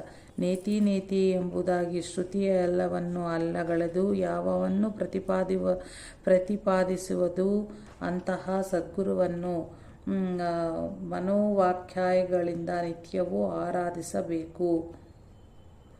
ಗುರೋರ್ ಕೃಪಾ ಪ್ರಸಾದೇನ ಬ್ರಹ್ಮ ವಿಷ್ಣು ಮಹೇಶ್ವರಃ ಸಮರ್ಥಾ ಸತ್ಪ್ರಸಾದೋ ಹಿ ಕೇವಲಂ ಗುರು ಸೇವೆಯ. ಶ್ರೀ ಗುರುಗೀತಾ. ಶ್ರೀ ಗುರುವಿನ ಕೃಪಾನುಗ್ರಹದಿಂದಲೇ ಬ್ರಹ್ಮವಿಷ್ಣು ಮಹೇಶ್ವರರು ಕೂಡ ತಮ್ಮ ಕರ್ತವ್ಯಗಳನ್ನು ಮಾಡಲು ಸಮರ್ಥರಾಗಿದ್ದಾರೆ, ದಕ್ಷರಾಗಿದ್ದಾರೆ. ಶ್ರೀ ಗುರುವಿನ ಅನುಗ್ರಹವಾದರೂ ಅದು ಕೇವಲ ಗುರು ಸೇವೆಯಿಂದ ಮಾತ್ರ ಲಭಿಸುವುದು. ಜ್ಞಾನಂ ವಿನಾ ಮುಕ್ತಿಪದಂ ಲಭ್ಯತೆ ಗುರುಭಕ್ತಿತಃ. ಗುರು ಸಮಾನಾತ್ ನಾನ್ಯತ್ ಸಾಧನಂ ಗುರುಮಾರ್ಗಿಣಾಂ. ಶ್ರೀ ಗುರುಗೀತಾ. ಗುರುಭಕ್ತಿ ಒಂದರಿಂದಲೇ ಮೋಕ್ಷವು ಸಿಗುತ್ತದೆ. ತತ್ವಮಸಿ ಮೊದಲಾದ ವಾಕ್ಯಗಳ ಜ್ಞಾನವು ಅದರಲ್ಲಿಯೇ ಅಡಗಿರುವುದರಿಂದ ಬೇರೆ ಬೇಕಾಗಿರುವುದಿಲ್ಲ. ಗುರುವಿಗೆ ಸಮಾನವಾದ, ಗುರುಭಕ್ತಿಗೆ ಸಮಾನವಾದ ಮಾರ್ಗ ಸಾಧನೆಯು ಮತ್ಯಾವುದೂ ಇಲ್ಲದೆ ಗುರುವಿನ ದಾರಿಯಲ್ಲಿ ಹೋಗುವವರಿಗೆ ಇನ್ಯಾವುದೂ ಬೇಕಾಗಿರುವುದಿಲ್ಲ. ಗುರುವಿನ ಅನುಗ್ರಹವಾಯಿತೆಂದರೆ ತಾನಾಗಿಯೇ ತತ್ವಸ್ಫುರಣೆ ಆಗಿಯೇ ಆಗುವುದು. ಹೀಗೆ ಈ ಗುರುಗೀತೆಯ ವಾಕ್ಯಗಳನ್ನು ಸ್ಮರಿಸಿ ಆತ್ಮಾನುಭವಕ್ಕಾಗಿ ಗುರುಸೇವೆಯೇ ಮುಖ್ಯವೆಂದು ಅದನ್ನು ಭಕ್ತಿಯಿಂದ ಮಾಡುತ್ತೇನೆ. ನಾಮಸ್ಮರಣೆಯಿಂದ ಎಲ್ಲ ವಿಘ್ನಗಳು ದೂರವಾಗಿ ಜ್ಞಾನಕ್ಕೆ ಯೋಗ್ಯವಾದ ಮನೋಭೂಮಿಕೆಯೇ ನಿರ್ಮಾಣವಾಗುವುದು. ಬೂದಿ ಮುಸುಕಿದ ಕೆಂಡದಂತೆ ಆತ್ಮಸ್ವರೂಪವನ್ನು ಅಜ್ಞಾನವೆಂಬ ಮುಸುಗು ಮುಚ್ಚಿಕೊಂಡಿದೆ. ಬೂದಿಯನ್ನು ಉಬಿಸಿ ಹಾಕಿದಾಗ ಆ ಅಗ್ನಿಯು ಪ್ರಜ್ವಲಿಸುತ್ತವಂತೆ ಶ್ರೀ ಗುರುಕೃಪೆಯಿಂದ ನಾಮಸ್ಮರಣೆಯ ಗಾಳಿ ಬೀಸಿ ಅಜ್ಞಾನವೆಂಬ ಬೂದಿಯನ್ನು ಹಾರಿಸಿದರೆ ಆಗ ಸ್ವಯಂ ಪ್ರಕಾಶವಾದ ಉಜ್ವಲ ಆತ್ಮಜ್ಯೋತಿಯ ಸದೋದಿತವಾಗಿ ಬೆಳಗುವುದು. ಅದೇ ಸತ್ಯಸ್ವರೂಪವು. ಆ ಸತ್ಯಸ್ವರೂಪವನ್ನು ಬೆಳಗಿಸಲು ಶ್ರೀ ಗುರುಸೇವೆಯ ಜೊತೆಗೆ ಸ್ವರೂಪದ ಅನುಸಂಧಾನವೆಂದು ತ್ರಯೋದಶಾಕ್ಷರಿ ಮಂತ್ರವನ್ನು ಯಾವಾಗಲೂ ಜಪಿಸಿರುತ್ತೇನೆ. ನಿಮ್ಮಂಥವರ ಆಶೀರ್ವಾದವೂ ಕೂಡ ಬೇಕು ಎಂದರು.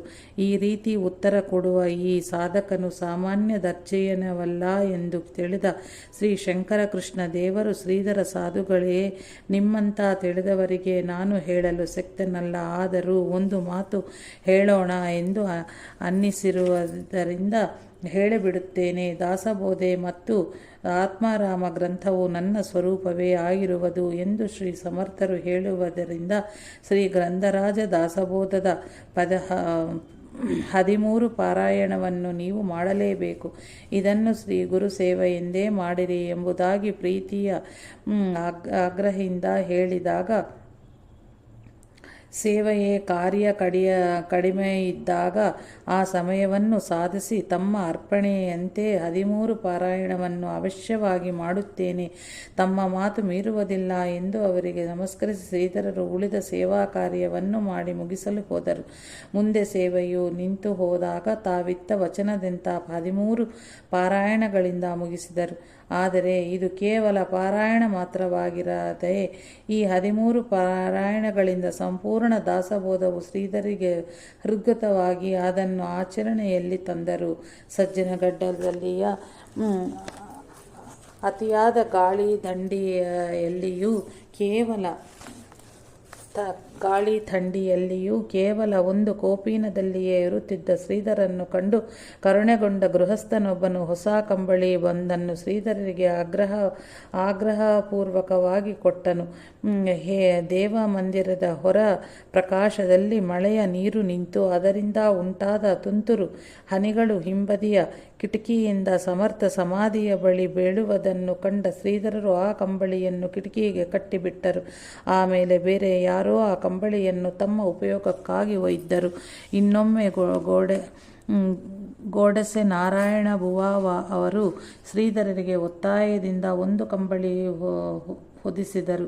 ಇವರಿಗೆ ಶ್ರೀಧರರ ಮೇಲೆ ತುಂಬ ಅಭಿಮಾನ ಪ್ರೀತಿ ಇತ್ತು. ಇಷ್ಟರಲ್ಲಿ ದೈವದರ್ಶನ ಮಾಡಿ ಹೊರಗೆ ಪ್ರದಕ್ಷಿಣೆ ಮಾಡುತ್ತಿದ್ದ ರೈತನೊಬ್ಬನು ಚಳಿಯಿಂದ ನಡುಗುತ್ತಿದ್ದನು. ಆಗ ಶ್ರೀಧರರು ತಮಗ ಕೊಟ್ಟ ಉತ್ತಮವಾದ ಕಂಬಳಿಯನ್ನು ಆ ರೈತನಿಗೆ ಕೊಟ್ಟು ಬಿಟ್ಟರು.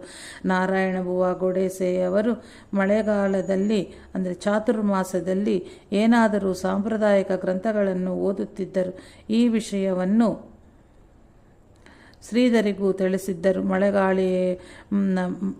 ಮಳೆಗಾಳಿವಾಗಿದ್ದು ಹೊರಗೆಲ್ಲ ಗುಡಿಸುವ ಕೆಲಸ ಇರಲಿಲ್ಲವಾದ್ದರಿಂದ ಮತ್ತು ಶ್ರಾವಣವಾಸವಾಗಿದ್ದರಿಂದ ನಾರಾಯಣ ಬುವಾ ಅವರ ಹತ್ತಿರ ಸತ್ಸಂಗಕ್ಕಾಗಿ ಕೆಲವೊಮ್ಮೆ ಶ್ರೀಧರರು ಹೋಗುತ್ತಿದ್ದರು. ಶ್ರೀಧರರು ಮಳೆಯಲ್ಲಿ ತೊಯ್ಯುತ್ತಾ ಬಂದುದನ್ನು ಕಂಡು ನಾರಾಯಣ ಬುವಾ ಅವರು ತಾವು ಎದ್ದು ನಿಂತು ತಮ್ಮ ವಸ್ತ್ರಗಳಿಂದ ಶ್ರೀಧರರ ಮೈಯನ್ನು ಒರೆಸುತ್ತಿದ್ದರು.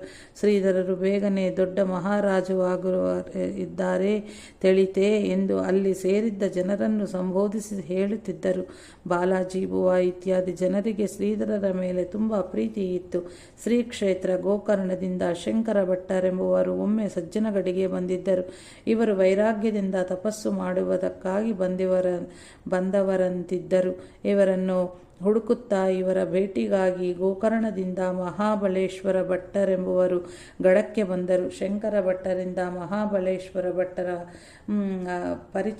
ಪರಿಚಯವಾಗಲು ಅವರು ಶಂಕರ ಭಟ್ಟರ ಲಗ್ನವಾಗಿದೆ, ಆ ಧರ್ಮಪತ್ನಿಯನ್ನು ಬಿಟ್ಟು ತಪಸ್ಸು ಮಾಡುವ ನೆಪದಿಂದ ಗೃಹ ತ್ಯಜಿಸಿ ಬಂದಿದ್ದಾರೆ. ಆ ಹೆಣ್ಣು ಮಗಳು ನಿತ್ಯವೂ ಕಣ್ಣೀರು ಹಾಕುತ್ತಾಳೆ ಎಂದು ತಿಳಿಸಿದರು. ಆಗ ಶ್ರೀಧರರು ಶಂಕರ ಭಟ್ಟರನ್ನು ಕರೆದು ಮಾತುಕತೆಯಾಗಿ ಕೊನೆಯಲ್ಲಿ ಶಂಕರ ಭಟ್ಟರು ಧರ್ಮಪತ್ನಿಯನ್ನು ಕರೆಯಿಸಿದರು. ಪತಿ ಪತ್ನಿ ಎಂದರೆ ಒಂದು ದೇಹದ ಎಡಬಲ ಭಾಗದಂತ ಇರುವುದು ಎಂದಾದ ಮೇಲೆ ಅಗ್ನಿಸಾಕ್ಷಿಯಾಗಿ ವಚನವಿತ್ತು ಪರಿಗ್ರಹಿಸಿದ ಅರ್ಧಾಂಗಿಯನ್ನು ಬಿಟ್ಟು ಏಕೆ ಇರುತ್ತೀರಿ? ನಿಮಗೆ ಬೇಡವೆಂದಾಗಿದ್ದರೆ ಮೊದಲೇ ಲಗ್ನವಾಗಬಾರದಿತ್ತು. ಈಗ ನೀವು ಹೀಗೆ ಬಿಡುವುದು ಸರಿಯೇ? ಇರಲಿ, ಈಗಲಾದರೂ ನಿಮಗೆ ಹಾಗೆ ವೈರಾಗ್ಯವಿದ್ದರೆ ನೀವಿಬ್ಬರೂ ಬ್ರಹ್ಮಚಾರಿಯಿಂದಲೇ ಇದ್ದುಕೊಂಡು ಅನ್ಯೋನ್ಯ ಭಾವದಿಂದ ಇರುತ್ತಾ ತಪಸ್ಸು ಮಾಡಿ ಧ್ಯೇಯ ಸಾಧಿಸಿರಿ ಎಂದು ಶ್ರೀಧರರು ಉಪದೇಶಿಸಿದರು. ಮದ್ರಾಸಿನಿಂದ ರಾಮ ಪಂತಲು ಎಂಬುವ ಒಬ್ಬರು ಮಳೆಗಾಲದಲ್ಲಿ ಸಮರ್ಥ ದರ್ಶನಕ್ಕಾಗಿ ಬಂದಿದ್ದರು. ಬಟ್ಟೆ ಎಲ್ಲ ಒದ್ದೆಯಾಗಿದ್ದರಿಂದ ಅವರಿಗೆ ಒಂದು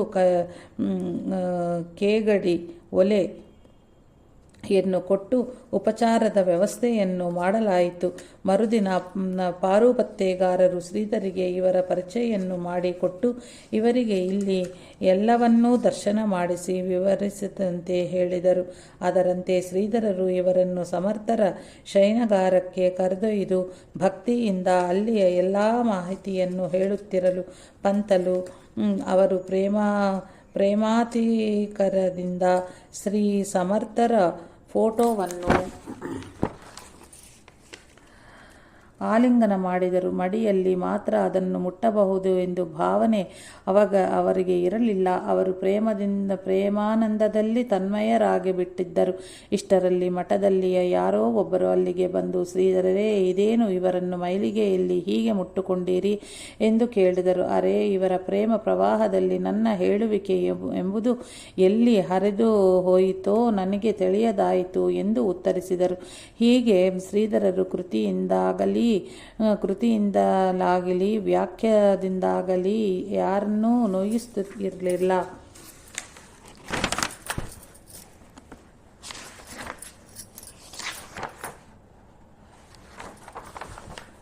ಶ್ರೀಧರರು ಅಲೌಕಿಕವಾದ ಆನಂದ ಸಾಗರದಲ್ಲಿ ತೇಲಲಾಡುತ್ತಾ ಹೇಗೆ ದಿನಗಳನ್ನು ಕಳೆಯುತ್ತಿದ್ದರು. ಸದಾ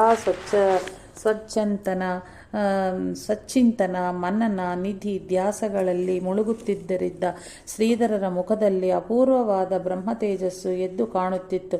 ತಾವಾಗಿ ಯಾರಲ್ಲಿಯೂ ಹೆಚ್ಚು ಮಾತನಾಡುತ್ತಿರಲಿಲ್ಲ. ಕೇಳಿದಷ್ಟಕ್ಕೆ ಸಂಕ್ಷೇಪವಾಗಿ ಸಮರ್ಪಕ ಉತ್ತರ ನೀಡುತ್ತಿದ್ದರು. ಭಾವಾವೇಶದ ಸ್ಥಿತಿಯಲ್ಲಿ ಆಗಾಗ ಯಾವ ಒಂದು ಬಾಹ್ಯ ಗಮನವೂ ಇಲ್ಲದೆ ರಾಘವ, ದಯಾಘನ ಎಂದು ಉದ್ಗಾರ ಮಾಡುತ್ತಿದ್ದರು.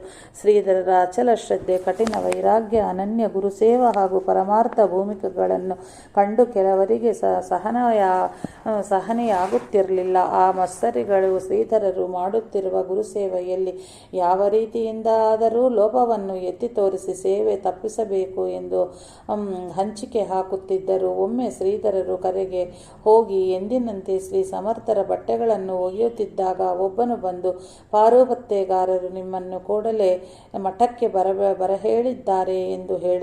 ಶ್ರೀಧರರು ಬಟ್ಟೆಗಳನ್ನು ಅಲ್ಲೇ ಬಿಟ್ಟು ಮಠಕ್ಕೆ ಧಾವಿಸಿದರು. ಈ ಸಮಯಕ್ಕಾಗಿಯೇ ಹೊಂಚು ಹಾಕುತ್ತಿದ್ದ ಆ ಮತ್ಸರಿಗಳು ಆ ಬಟ್ಟೆಗಳನ್ನೆಲ್ಲ ಕೆರೆಗೆ ಎಸೆದು ಮುಳುಗಿಸಿ ಬಿಟ್ಟರು. ಸ್ವಲ್ಪ ಹೊತ್ತಿನ ಬಳಿಕೆ ಶ್ರೀಧರರು ಬಂದು ನೋಡಿ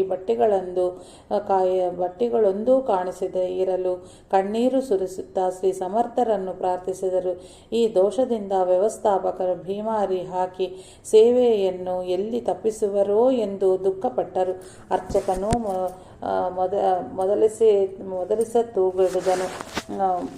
ಮೊದಲಿಸತೂಗಿಡಿದನು. ಕೊನೆಗೆ ಒಂದು ಉದ್ದವಾದ ಬೆತ್ತವನ್ನು ಕೊಟ್ಟು ಬೇಗನೆ ಬಟ್ಟೆಗಳನ್ನು ಹುಡುಕಿ ತೆಂದುಕೊಂಡು ಎಂದನು. ಶ್ರೀಧರರು ಗುರುಸ್ಮರಣೆ ಮಾಡುತ್ತಾ ಬೆತ್ತವನ್ನು ನೀರಿನಲ್ಲಿ ಅಲುಗಾಡಿಸಿದರು. ಆಶ್ಚರ್ಯ! ಎಲ್ಲ ಬಟ್ಟೆಗಳು ಮೇಲೆದ್ದು ಶ್ರೀಧರರ ಬಳಿ ಬಂದವು. ಆನಂದದಿಂದ ಶ್ರೀಧರರು ಆ ಬಟ್ಟೆಗಳನ್ನು ಶುಚಿಪಡಿಸಿದರು. ಶ್ರೀಧರರ ಗುರುಸೇವಾ ರೂಪವಾದ ತಪಸ್ಸು ಪ್ರಾರಂಭವಾಗಿ 1.5 ವರ್ಷ ಆಗಿತ್ತು. ಶ್ರೀಧರರ ಈ ತಪಸ್ಸಿಗೆ ಅನೇಕ ಬಗೆಯ ವಿಘ್ನಗಳನ್ನು ಮತ್ಸರಿಸಿರುವರ ರೂಪದಿಂದ ಬರುತ್ತಿದ್ದವು. ಆದರೂ ಸದ್ಗುರುವಿನ ಕೃಪಾ ಕಟಾಕ್ಷದಿಂದ ಅವುಗಳನ್ನು ಎದುರಿಸಿ ಮುಂದೆ ಸಾಗುತ್ತಿದ್ದರು. ಸಮರ್ಥರ ಶಯನಗಾರದ ಬಟ್ಟೆಗಳನ್ನು ಪ್ರತಿನಿತ್ಯ ಒಗೆಯುವುದರಿಂದ ಅವು ಬೇಗನೆ ಹರಿದು ಹೋಗುತ್ತವೆ. ದೇವರ ತಂಬಿಗೆ, ಪಾತ್ರೆ, ಕೂಡ ಇತ್ಯಾದಿಗಳನ್ನು ನಿತ್ಯವೂ ತಿಕ್ಕಿ ತೊಳೆದರೆ ಸವೆದು ಹೋಗುತ್ತವೆ ಎಂದು ಮುಂತಾಗಿ ಶ್ರೀಧರರ ಸೇವಾ ಕಾರ್ಯಕ್ಕೆ ಒಂದಲ್ಲ ಒಂದು ರೀತಿಯಿಂದ ತೊಂದರೆ ಕೊಡುತ್ತಿದ್ದವರು ಹೇಳಲಾರಂಭಿಸಿದರು. ಇದನ್ನು ಕೇಳಿದ ಶ್ರೀಧರರು ಗೂಡ್ಸೆ ನಾರಾಯಣಪುರ ಅವರ ಹತ್ತಿರ ಸಮರ್ಥರಿಗೆ ನೀರು ತುಂಬಿಡಲು ಒಂದು ತಂಬಿಗೆಯನ್ನು ತಂದು ಕೊಡುವಂತೆ ಕೇಳಿದರು.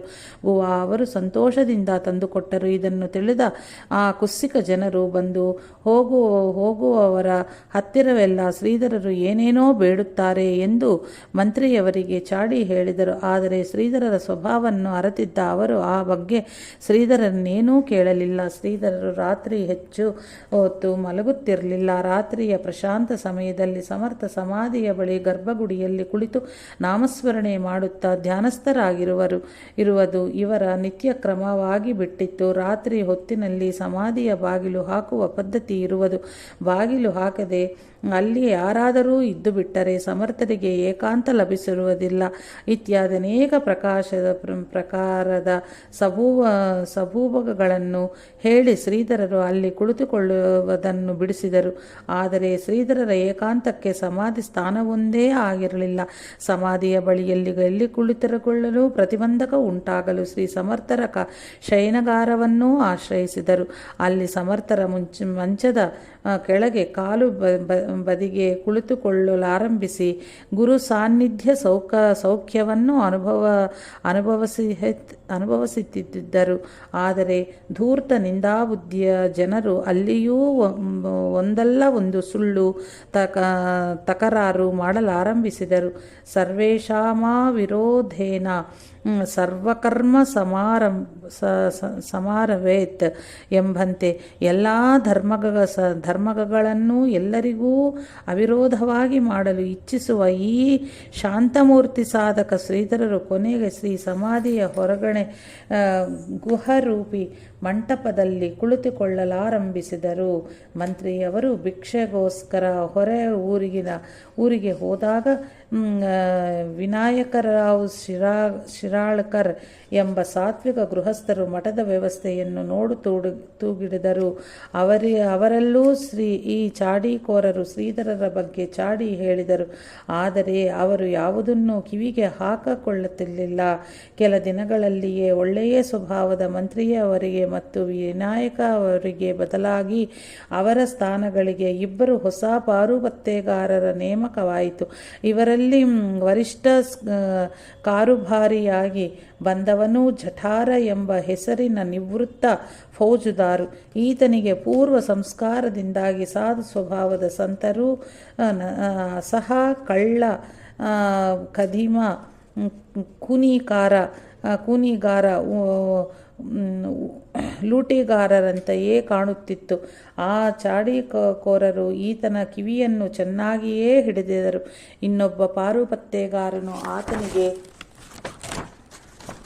ಆತನಿಗೆ ತಕ್ಕವಾಗಿದ್ದುದು ಹೊಸದಾಗಿ ಅಡಿಗೆಗೆ ಸೇರಿದ್ದ ಕೃಷ್ಣಾಬಾಯಿ ಎಂಬ ಮುದುಕಿಯೂ ಇವರೊಡನೆ ಸೇರಿ ಇವರೆಲ್ಲರೂ ಶ್ರೀಧರಿಗೆ ಉಪದ್ರವ ಕೊಡಲಾರಂಭಿಸಿದರು. ಶ್ರೀಧರ ಬಗ್ಗೆ ಒಳ್ಳೆಯ ಅಭಿಪ್ರಾಯ ಬರುವಂತಹ ಮಾತುಗಳ ಬಹುಳ ಜನರಿಂದ ಕೇಳಿ ಬರುತ್ತಿದ್ದರೂ ಆ ಫೌಜೇದಾರನ ಮೇಲೆ ಅವು ಯಾವ ಪರಿಣಾಮವನ್ನೂ ಮಾಡಲಿಲ್ಲ. ಆತನು ಶ್ರೀಧರರ ಬಗ್ಗೆ ಇವನು ಎಲ್ಲಿಯೋ ಅಪರಾಧ ಮಾಡಿ ಪೊಲೀಸರ ಕಣ್ಣು ತಪ್ಪಿಸಿ ಗಡಕ್ಕೆ ಓಡಿ ಬಂದು ಸಾಧುವಿನಂತೆ ವರ್ತಿಸುತ್ತಿದ್ದಾನೆ. ಈ ಮಹಾ ಅಪರಾಧಿಯನ್ನು ಗಡದಿಂದ ಕೆಳಕ್ಕೆ ಇಳಿಸಿ ಸೇರೆ ಹಿಡಿಸಿ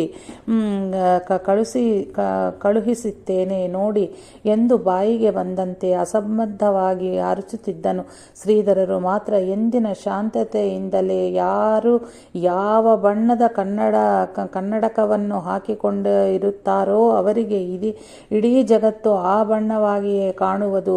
ಮೂರ್ಖರಿಗೆ ಉಪದೇಶ ಮಾಡುವುದರಿಂದ ಪರಿಸ್ಥಿತಿಯು ಇನ್ನೂ ಹೆಚ್ಚಿನ ಪ್ರಕೋಪಕ್ಕೆ ಹೋಗುತ್ತದೆ ವಿನಃ ಆದ್ದರಿಂದ ಅವರಿಗೆ ಶಾಂತಿ ಏನೂ ಸಿಗುವುದಿಲ್ಲ ಎಂದು ತಿಳಿದು ಮೌನವಾಗಿಯೇ ಇರುತ್ತಿದ್ದರು.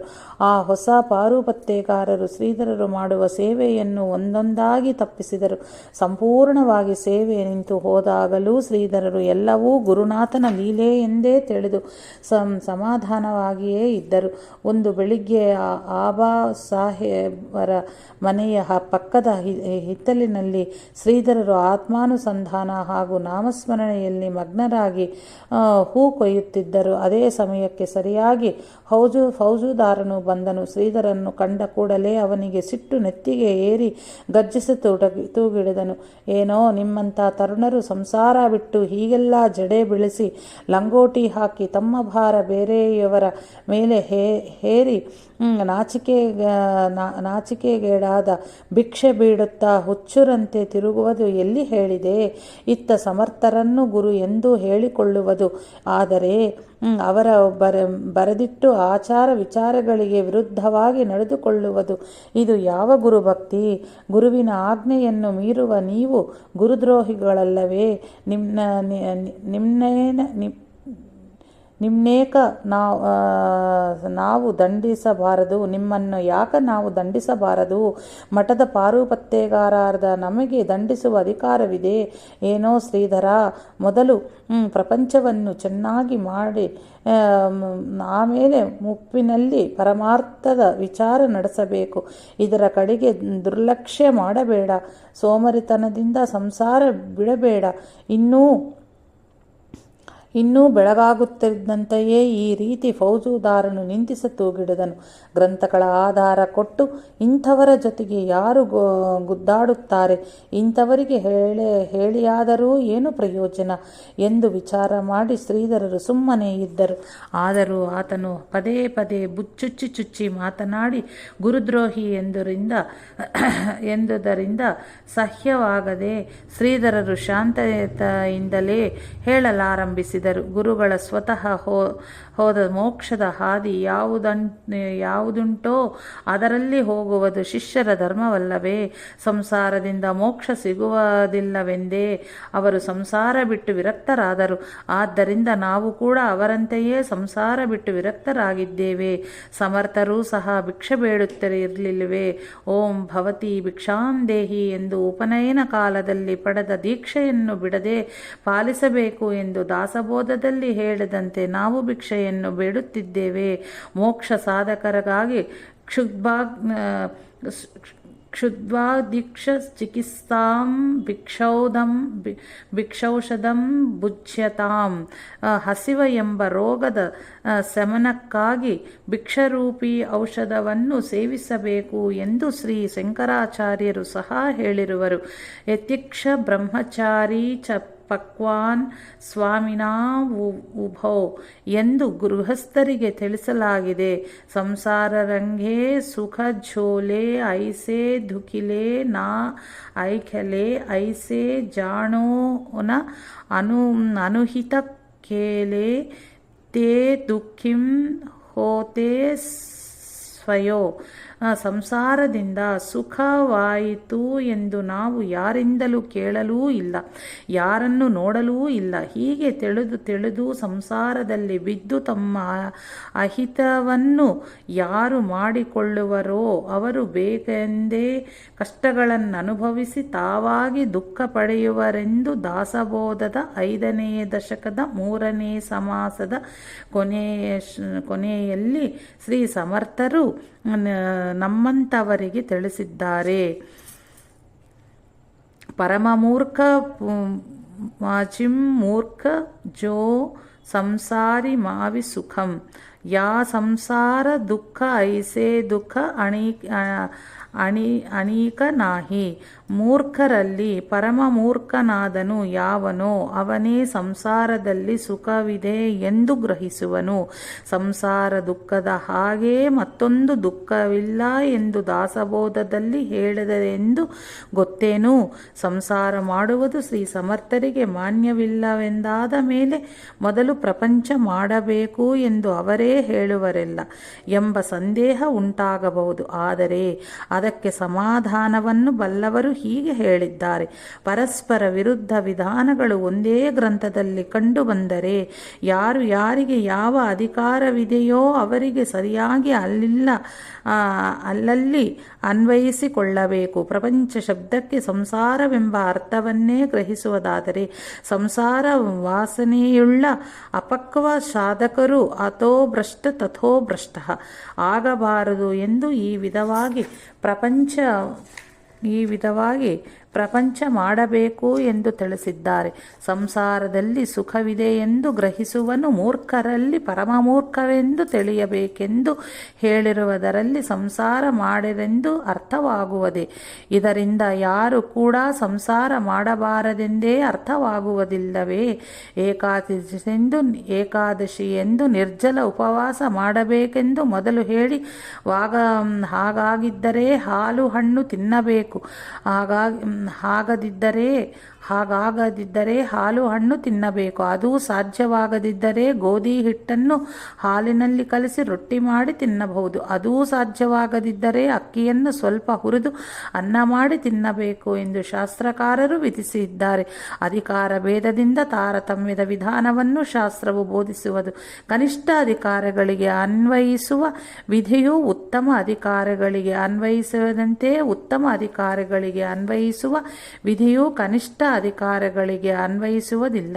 ಪೂರ್ವ ಜನ್ಮದ ಕರ್ಮ ವಿಶೇಷದಿಂದ ಅವರವರ ಅಧಿಕಾರ ಭೇದವಿರುವುದು. ಸಂಸಾರ ಮಾಡಿದರೂ ಕೊನೆಗೆ ನಿಜವಾದ ಸುಖಕ್ಕಾಗಿ ಪರಮಾತ್ಮನನ್ನೇ ಹೊಂದಬೇಕು ಎಂದ ಮೇಲೆ ಸಂಸಾರವೂ ದುಃಖರೂಪ ಹಾಗೂ ಪರಮಾತ್ಮನೂ ಸುಖರೂಪವೆಂದಾಯಿತು. ಸುಖ ಸನಕಾದಿಗಳಿಂದ ಮೊದಲ್ಗೊಂಡು ಶ್ರೀ ಸಮರ್ಥರವರೆಗಿನ ವಿರಕ್ತರು ಸುಖದ ಪ್ರಾಪ್ತಿಗಾಗಿ ದುಃಖರೂಪವಾದ ಸಂಸಾರವನ್ನು ಮೊದಲಿನಿಂದಲೇ ಬಿಟ್ಟು ಪರಮಾತ್ಮನ ಪ್ರಾಪ್ತಿಗಾಗಿ ಪ್ರಯತ್ನಿಸುವರು. ಅವರೇನು ದೋಷಗಳಿಗೆ ಸಂಸಾರ ಮಾಡಿ ಅದು ದುಃಖಪೂರಿತವೆಂದರಿತು ಅದನ್ನು ಬಿಟ್ಟು ಆಮೇಲೆ ಅದರ ವಾಸನೆಯನ್ನು ತೋಡೆದೆ ಹಾಕಲು ಪ್ರಯತ್ನಿಸಿ ಗುರುವಿನಿಂದ ತತ್ವಬೋಧೆಯನ್ನು ಕೇಳಿ ಆ ಸದುಪಾಸನೆಯನ್ನು ಬೆಳೆಸಿ ಆತ್ಮಸಾಕ್ಷಾತ್ಕಾರಕ್ಕಾಗಿ ಏಕಾಂತರದಲ್ಲಿ 10-20 ವರ್ಷ ಸಾಧನೆ ಮಾಡಿ ಸಾಕ್ಷಾತ್ಕಾರ ಪಡೆಯುವವರಿಗೆ ಆಯುಷ್ಯ ಇರುತ್ತದೆಯೋ ಇಲ್ಲವೋ, ಇದ್ದರೂ ಆರೋಗ್ಯ ಶಕ್ತಿ ಮನಸ್ಸಿನ ಧಾರಣಾ ಶಕ್ತಿಗಳೆಲ್ಲ ಸಂಸಾರದಲ್ಲಿಯೇ ಕಳೆದು ಹೋದ ಮೇಲೆ ಪರಾಧೀನವಾದ ಆ ಮುಪ್ಪಿನಲ್ಲಿ ಎಂತಹ ಸಾಧನೆ ಮಾಡಲು ಸಾಧ್ಯವಾಗುವುದು? ಪ್ರಕ್ಷಾಲಸನಾದಿ ಪಂಕಸ್ಯ ದುರಾದಶ್ವನಾಂ ವರಂ ಕೆಸರನ್ನು ಮೈಗೆ ಹಚ್ಚಿಕೊಂಡು ನಂತರ ತೊಳೆಯುವುದಕ್ಕಿಂತ ಹಚ್ಚಿಕೊಳ್ಳದೆ ದೂರವಿರುವುದೇ ಲೇಸು ಎಂಬ ನಿತ್ಯವಾಕ್ಯವೂ ಇದೆ. ದುಃಖ ರೂಪವಾದ ಸಂಸಾರದಲ್ಲಿ ಸುಮ್ಮನೆ ವ್ಯರ್ಥವಾಗಿ ಆಯುಷ್ಯ ಕಳೆದು ಇಡೀ ಜನ್ಮ ಹಾಳು ಮಾಡಿಕೊಳ್ಳುವುದಕ್ಕಿಂತಲೂ ದೇಹ ಇಂದ್ರಿಯ ಮನಸ್ಸುಗಳ ಶಕ್ತಿ ಇರುವಾಗಲೇ ಸಾಧನೆ ಮಾಡಿ ಮುಕ್ತಿ ಪಡೆಯೋಣ ಎಂದು ಒಳ್ಳೆಯ ಹುಮ್ಮಸ್ಸಿನಿಂದ ತರುಣರು ಪ್ರಯತ್ನಿಸುವಾಗ ನಿಮ್ಮಂಥ ವೃದ್ಧರು ಸಂಸಾರದಲ್ಲಿ ಸುಖವಿಲ್ಲ ಹಾಗೂ ಮುಪ್ಪಿನಲ್ಲಿ ಆ ವಾಸನೆಗಳು ಹೆಚ್ಚಾಗಿ ಉಂಟಾಗಿ ಅವುಗಳನ್ನು ನಿಗ್ರಹಿಸಿ ಸಾಧನ ಮಾಡಲು ಶಕ್ತಿ ಸಾಕಾಗುವುದಿಲ್ಲವೆಂದು ಗೊತ್ತಿದ್ದೂ ಸಹ ಅವರನ್ನು ಸಂಸಾರ ರೂಪದಲ್ಲಿ ಕೆಡುವ ಪ್ರಯತ್ನ ಮಾಡಿದರೆ ಅದು ತಪ್ಪಲ್ಲವೇ? ಯದಹರೇವ ವಿರಜೇತ್ತದೇಹೇರವ ಪ್ರವಚಿತ್. ಯಾವಾಗ ವೈರಾಗ್ಯ ಉಂಟಾಗುವುದೋ ಆಗಲೇ ಎಲ್ಲವನ್ನೂ ಬಿಟ್ಟು ಆತ್ಮ ಸಾಧನಕ್ಕಾಗಿ ಹೊರಡಬೇಕು, ಅಂದರೆ ಸನ್ಯಾಸ ಅಥವಾ ವಿರಕ್ತನಾಗಬೇಕು ಎಂದು ಶ್ರುತಿಯು ಹೇಳಿದೆ. ಆಲಿಂಗ ಸನ್ಯಾಸ ಮತ್ತು ಲಿಂಗಸನ್ಯಾಸ ಎಂಬುದಾಗಿ ಸನ್ಯಾಸವೂ 2 ವಿಧವಾಗಿದೆ. ಆಲಿಂಗ ಸನ್ಯಾಸವೆಂದರೆ ಪ್ರತ್ಯಕ್ಷ ಸನ್ಯಾಸ ದೀಕ್ಷೆಯನ್ನು ಸ್ವೀಕರಿಸಿದೆ ವಿರಕ್ತವಾಗಿ ನೈಷ್ಠಿಕ ಬ್ರಹ್ಮಚರ್ಯದಿಂದ ಜ್ಞಾನಾಭ್ಯಾಸವನ್ನು ಮಾಡುತ್ತಿರುವನು. ಲಿಂಗ ಸನ್ಯಾಸವೆಂದರೆ ಪ್ರತ್ಯಕ್ಷ ಸನ್ಯಾಸ ದೀಕ್ಷೆಯನ್ನು ಸ್ವೀಕರಿಸಿ ಕಾಷಾಯ ವಸ್ತ್ರಾದಿಗಳನ್ನು ಧರಿಸಿ ಅಹಿಂಸ ವಿರಕ್ತಿ ಉತ್ಕಟ ಬ್ರಹ್ಮಚರ್ಯದಿಂದಿದ್ದು ಜ್ಞಾನಾಭ್ಯಾಸವನ್ನು ಮಾಡುವುದು. ವಿರಕ್ತಿಯುಂಟಾದ ಮೇಲೆ ಅವನಿಗೆ ಆಶ್ರಮ ಗಚ್ಚತ್ ಎಂಬ ನಿರ್ಬಂಧನೆಯೂ ಇಲ್ಲ. ನೀವು ಹೇಳಿದ ವಾಕ್ಯದಲ್ಲಿ ಪ್ರಪಂಚ ಎಂಬುದರ ಅರ್ಥ ಸಂಸಾರವೆಂದಲ್ಲ, ಪ್ರಪಂಚ ಎಂದರೆ ವಿಸ್ತಾರ. ಇಲ್ಲಿ ಪ್ರಪಂಚ ಎಂಬ ಶಬ್ದಕ್ಕೆ ಪರಮಾರ್ಥದ ವಿಸ್ತಾರ, ಪ್ರಚಾರ, ಲೋಕ ಸಂಗ್ರಹ ಎಂಬ ಅರ್ಥವಿದೆ. ಪರಮಾರ್ಥ ಎಂದರೆ ಅಮನಸ್ಕಯೋಗ, ನಿರ್ವಿಕಲ್ಪದ ಅಭ್ಯಾಸ. ಯಾವ ಉಪಾಧಿಯನ್ನು ಸಹ ಇಟ್ಟುಕೊಳ್ಳದೆ ಇರುವುದು ಹೀಗೆ ಅರ್ಥವಿದೆ. ವಿಷಯಾಶ್ರೇ ವಿಸ್ತರೇಚ ಪ್ರಪಂಚ ಎಂದು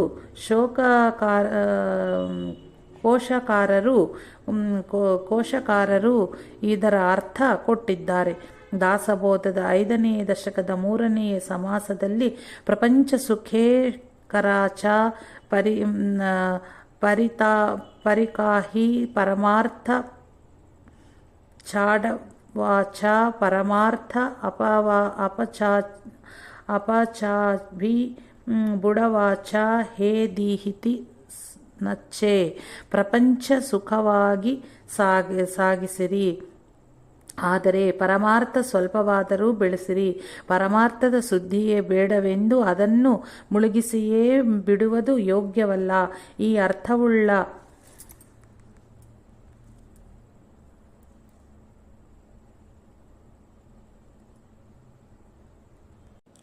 ನೂರ ಮೂರನೆಯ ಓವಿ ಪದ್ಯದಲ್ಲಿ ಮಾತ್ರ ಪ್ರಪಂಚ ಶಬ್ದವನ್ನು ಸಂಸಾರ ಎಂಬ ಅರ್ಥದಿಂದ ಉಪಯೋಗಿಸುತ್ತಿದ್ದಾರೆ.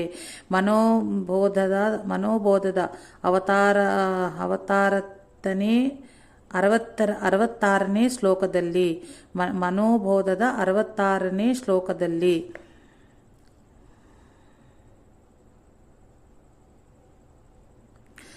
ಸಾರವಾದದ್ದು ಈ ಸಂಸಾರವಲ್ಲ, ಈ ಸಂಸಾರ ಘೋರವಾದದ್ದು. ಒಳ್ಳೆಯ ಸಜ್ಜನವಾಗಿರುವ ಮನಸ್ಸೇ ಇದು ಹೌದೋ ಅಲ್ಲವೋ ಎಂದು ನೀನೇ ನಿಜವಾಗಿ ಪರಿಶೋಧಿಸಿ ನೋಡು. ವಿಷದಂತೆ ಸಂಸಾರವಿದೆ. ವಿಷಪಾನದಿಂದ ಮುಂದೆ ಸುಖವೆಲ್ಲಿ? ಮನಸ್ಸಿಗೆ ನೀನು ಶ್ರೀರಾಮನ ಧ್ಯಾನ ಮಾಡು ಅನ್ನುವುದು ಇದರ ತಾತ್ಪರ್ಯ. ಸಂಸಾರ ಸಂಬಂಧವಾಗಿ ಶ್ರೀ ಸಮರ್ಥರ ಮತವೇ ನಿತ್ತು ಎಂಬುದು ಇದರ ಮೇಲಿಂದ ಸ್ಪಷ್ಟವಾಗುವುದು.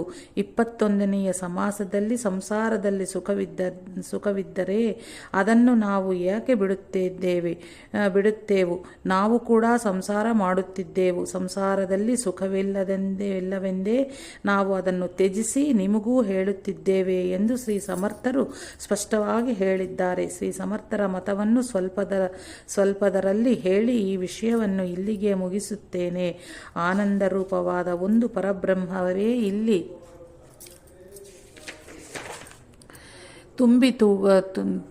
ಕೊಂಡಿದೆ. ಅದು ಸ್ವಲ್ಪವೂ ಕೂಡ ವಿಕಾರಗೊಳ್ಳಲಿಲ್ಲ.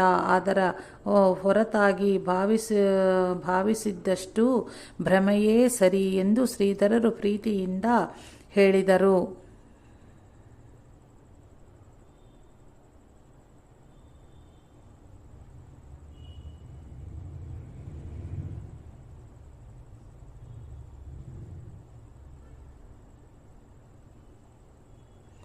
ಪದ್ಮಾಕರಂ ದಿನಕರೋ ವಿಕಚೀಕರೋತಿ ಚಂದ್ರೋ ವಿಕಾಸಯತಿ ಕೈರವಜ್ರಕಾವಲಂ ಚಕ್ರವಾಲಂ ನಾಭ್ಯಾತಿತೋ ಜಲಧರೋಪ್ಸುಪಿ ಜಲಂ ದಧಾತಿ ಸಂತಃ ಸ್ವಯಂ ಪರಹಿತೆ ವಿಹಿತಾಭಿಯೋಗ ನೀತಿ ಶತಕ. ಸೂರ್ಯನು ಕಮಲದ ಹೂವುಗಳನ್ನು ಅರಳಿಸುವುದು, ಅದನ್ನು ವಿಚಾರಿಸಿ ಕೇಳಿಯ. ಚಂದ್ರನು ಕುಮುದಗಳನ್ನು ವಿಕಸಿತ ಮಾಡುವುದು, ಅದನ್ನು ಕೇಳಿಯ. ಮೇಘಗಳು ಎಲ್ಲರಿಗೂ ವರ್ಷಿಸುವುದು, ಅವರನ್ನು ಕೇಳಿಯ. ಸಜ್ಜರನ್ನು ತಮ್ಮ ಸ್ವಭಾವವಾಗಿಯೇ ಪರಹಿತವನ್ನು ಮಾಡುವುದರಲ್ಲಿ ತೂಗಿಡುತ್ತಾರೆ. ಈ ಸುಭಾಷಿತ ವಾಕ್ಯದ ತಥ್ಯತೆಯೇ ಶ್ರೀಧರರ ಆಚರಣೆಯಲ್ಲಿ ಎದ್ದು ಕಾಣಿಸುತ್ತಿತ್ತು. ಇವರ ಹೃದಯವು ಇಷ್ಟು ಉದಾತ್ತ ಪರೋಪಕಾರಿಯಾಗಿದ್ದರೂ ದುರ್ಜನರು ಅವರ ಸ್ವಭಾವದಂತೆ ಸಜ್ಜನರಿಗೆ ತ್ರಾಸು ಕೊಡುವುದನ್ನು ಎಲ್ಲಿ ಬಿಡುವರು? ಶ್ರೀಧರರು ಈ ಅಮೃತ ವಚನಗಳನ್ನು ಕೇಳಿ ಫೌಜುದಾರನಿಗೆ ಕ್ಷಣಕಾಲ ಅಂತಃಕರಣ ಕರಗಿದರೂ ಸಂಸಾರಹೀನನಾಗಿದ್ದ ಆತನು ಕೊನೆಗೆ ಶ್ರೀಧರ ತಾನೇ ಸಮರ್ಥ ಎಂದು ಭಾವಿಸಿ ಲಂಗೋಟಿ ಕಟ್ಟಿಕೊಂಡು ತಿರುಗುತ್ತಾನೆ. ತಾನು ದೊಡ್ಡ ಬುದ್ಧಿವಂತನೇ ಎಂಬಂತ ಉಪದೇಶ ಮಾಡುತ್ತಾನೆ. ಕಳ್ಳ ಎಂದು ಅಪ್ರಚಾರ ಮಾಡತೊಡಗಿದನು. ಅಡಿಗೆಯ ಹೆಂಗಸಾದ ಮುದುಕಿ ಕೃಷ್ಣಾಬಾಯಿಯು ಮಜ್ಜಿಗೆ ಕಡಿಯುವುದು, ತನ್ನ ಪಾದಗಳನ್ನು ಒತ್ತಿಸಿಕೊಳ್ಳುವುದು ಮುಂತಾದ ಕೆಲಸಗಳನ್ನು ಶ್ರೀಧರನಿಂದ ಮಾಡಿಸಿಕೊಳ್ಳುತ್ತಿದ್ದಳು. ಶ್ರೀಧರರು ಏನೊಂದನ್ನು ಎಣಿಸಿದೆ ಇವುಗಳನ್ನು ಪ್ರೀತಿಯಿಂದ ಮಾಡುತ್ತಿದ್ದರು. ಆದರೂ ಆ ಮುದುಕಿಯ ಎಲ್ಲರ ಮುಂದೆ ಇದೊಂದು ಕತ್ತೆ ಸಮರ್ಥರ ಗಡಕ್ಕೆ ಕುದುರೆಯಾಗಲು ಬಂದಿದೆ ಎಂದು ಹೇಳುತ್ತಿದ್ದಳು.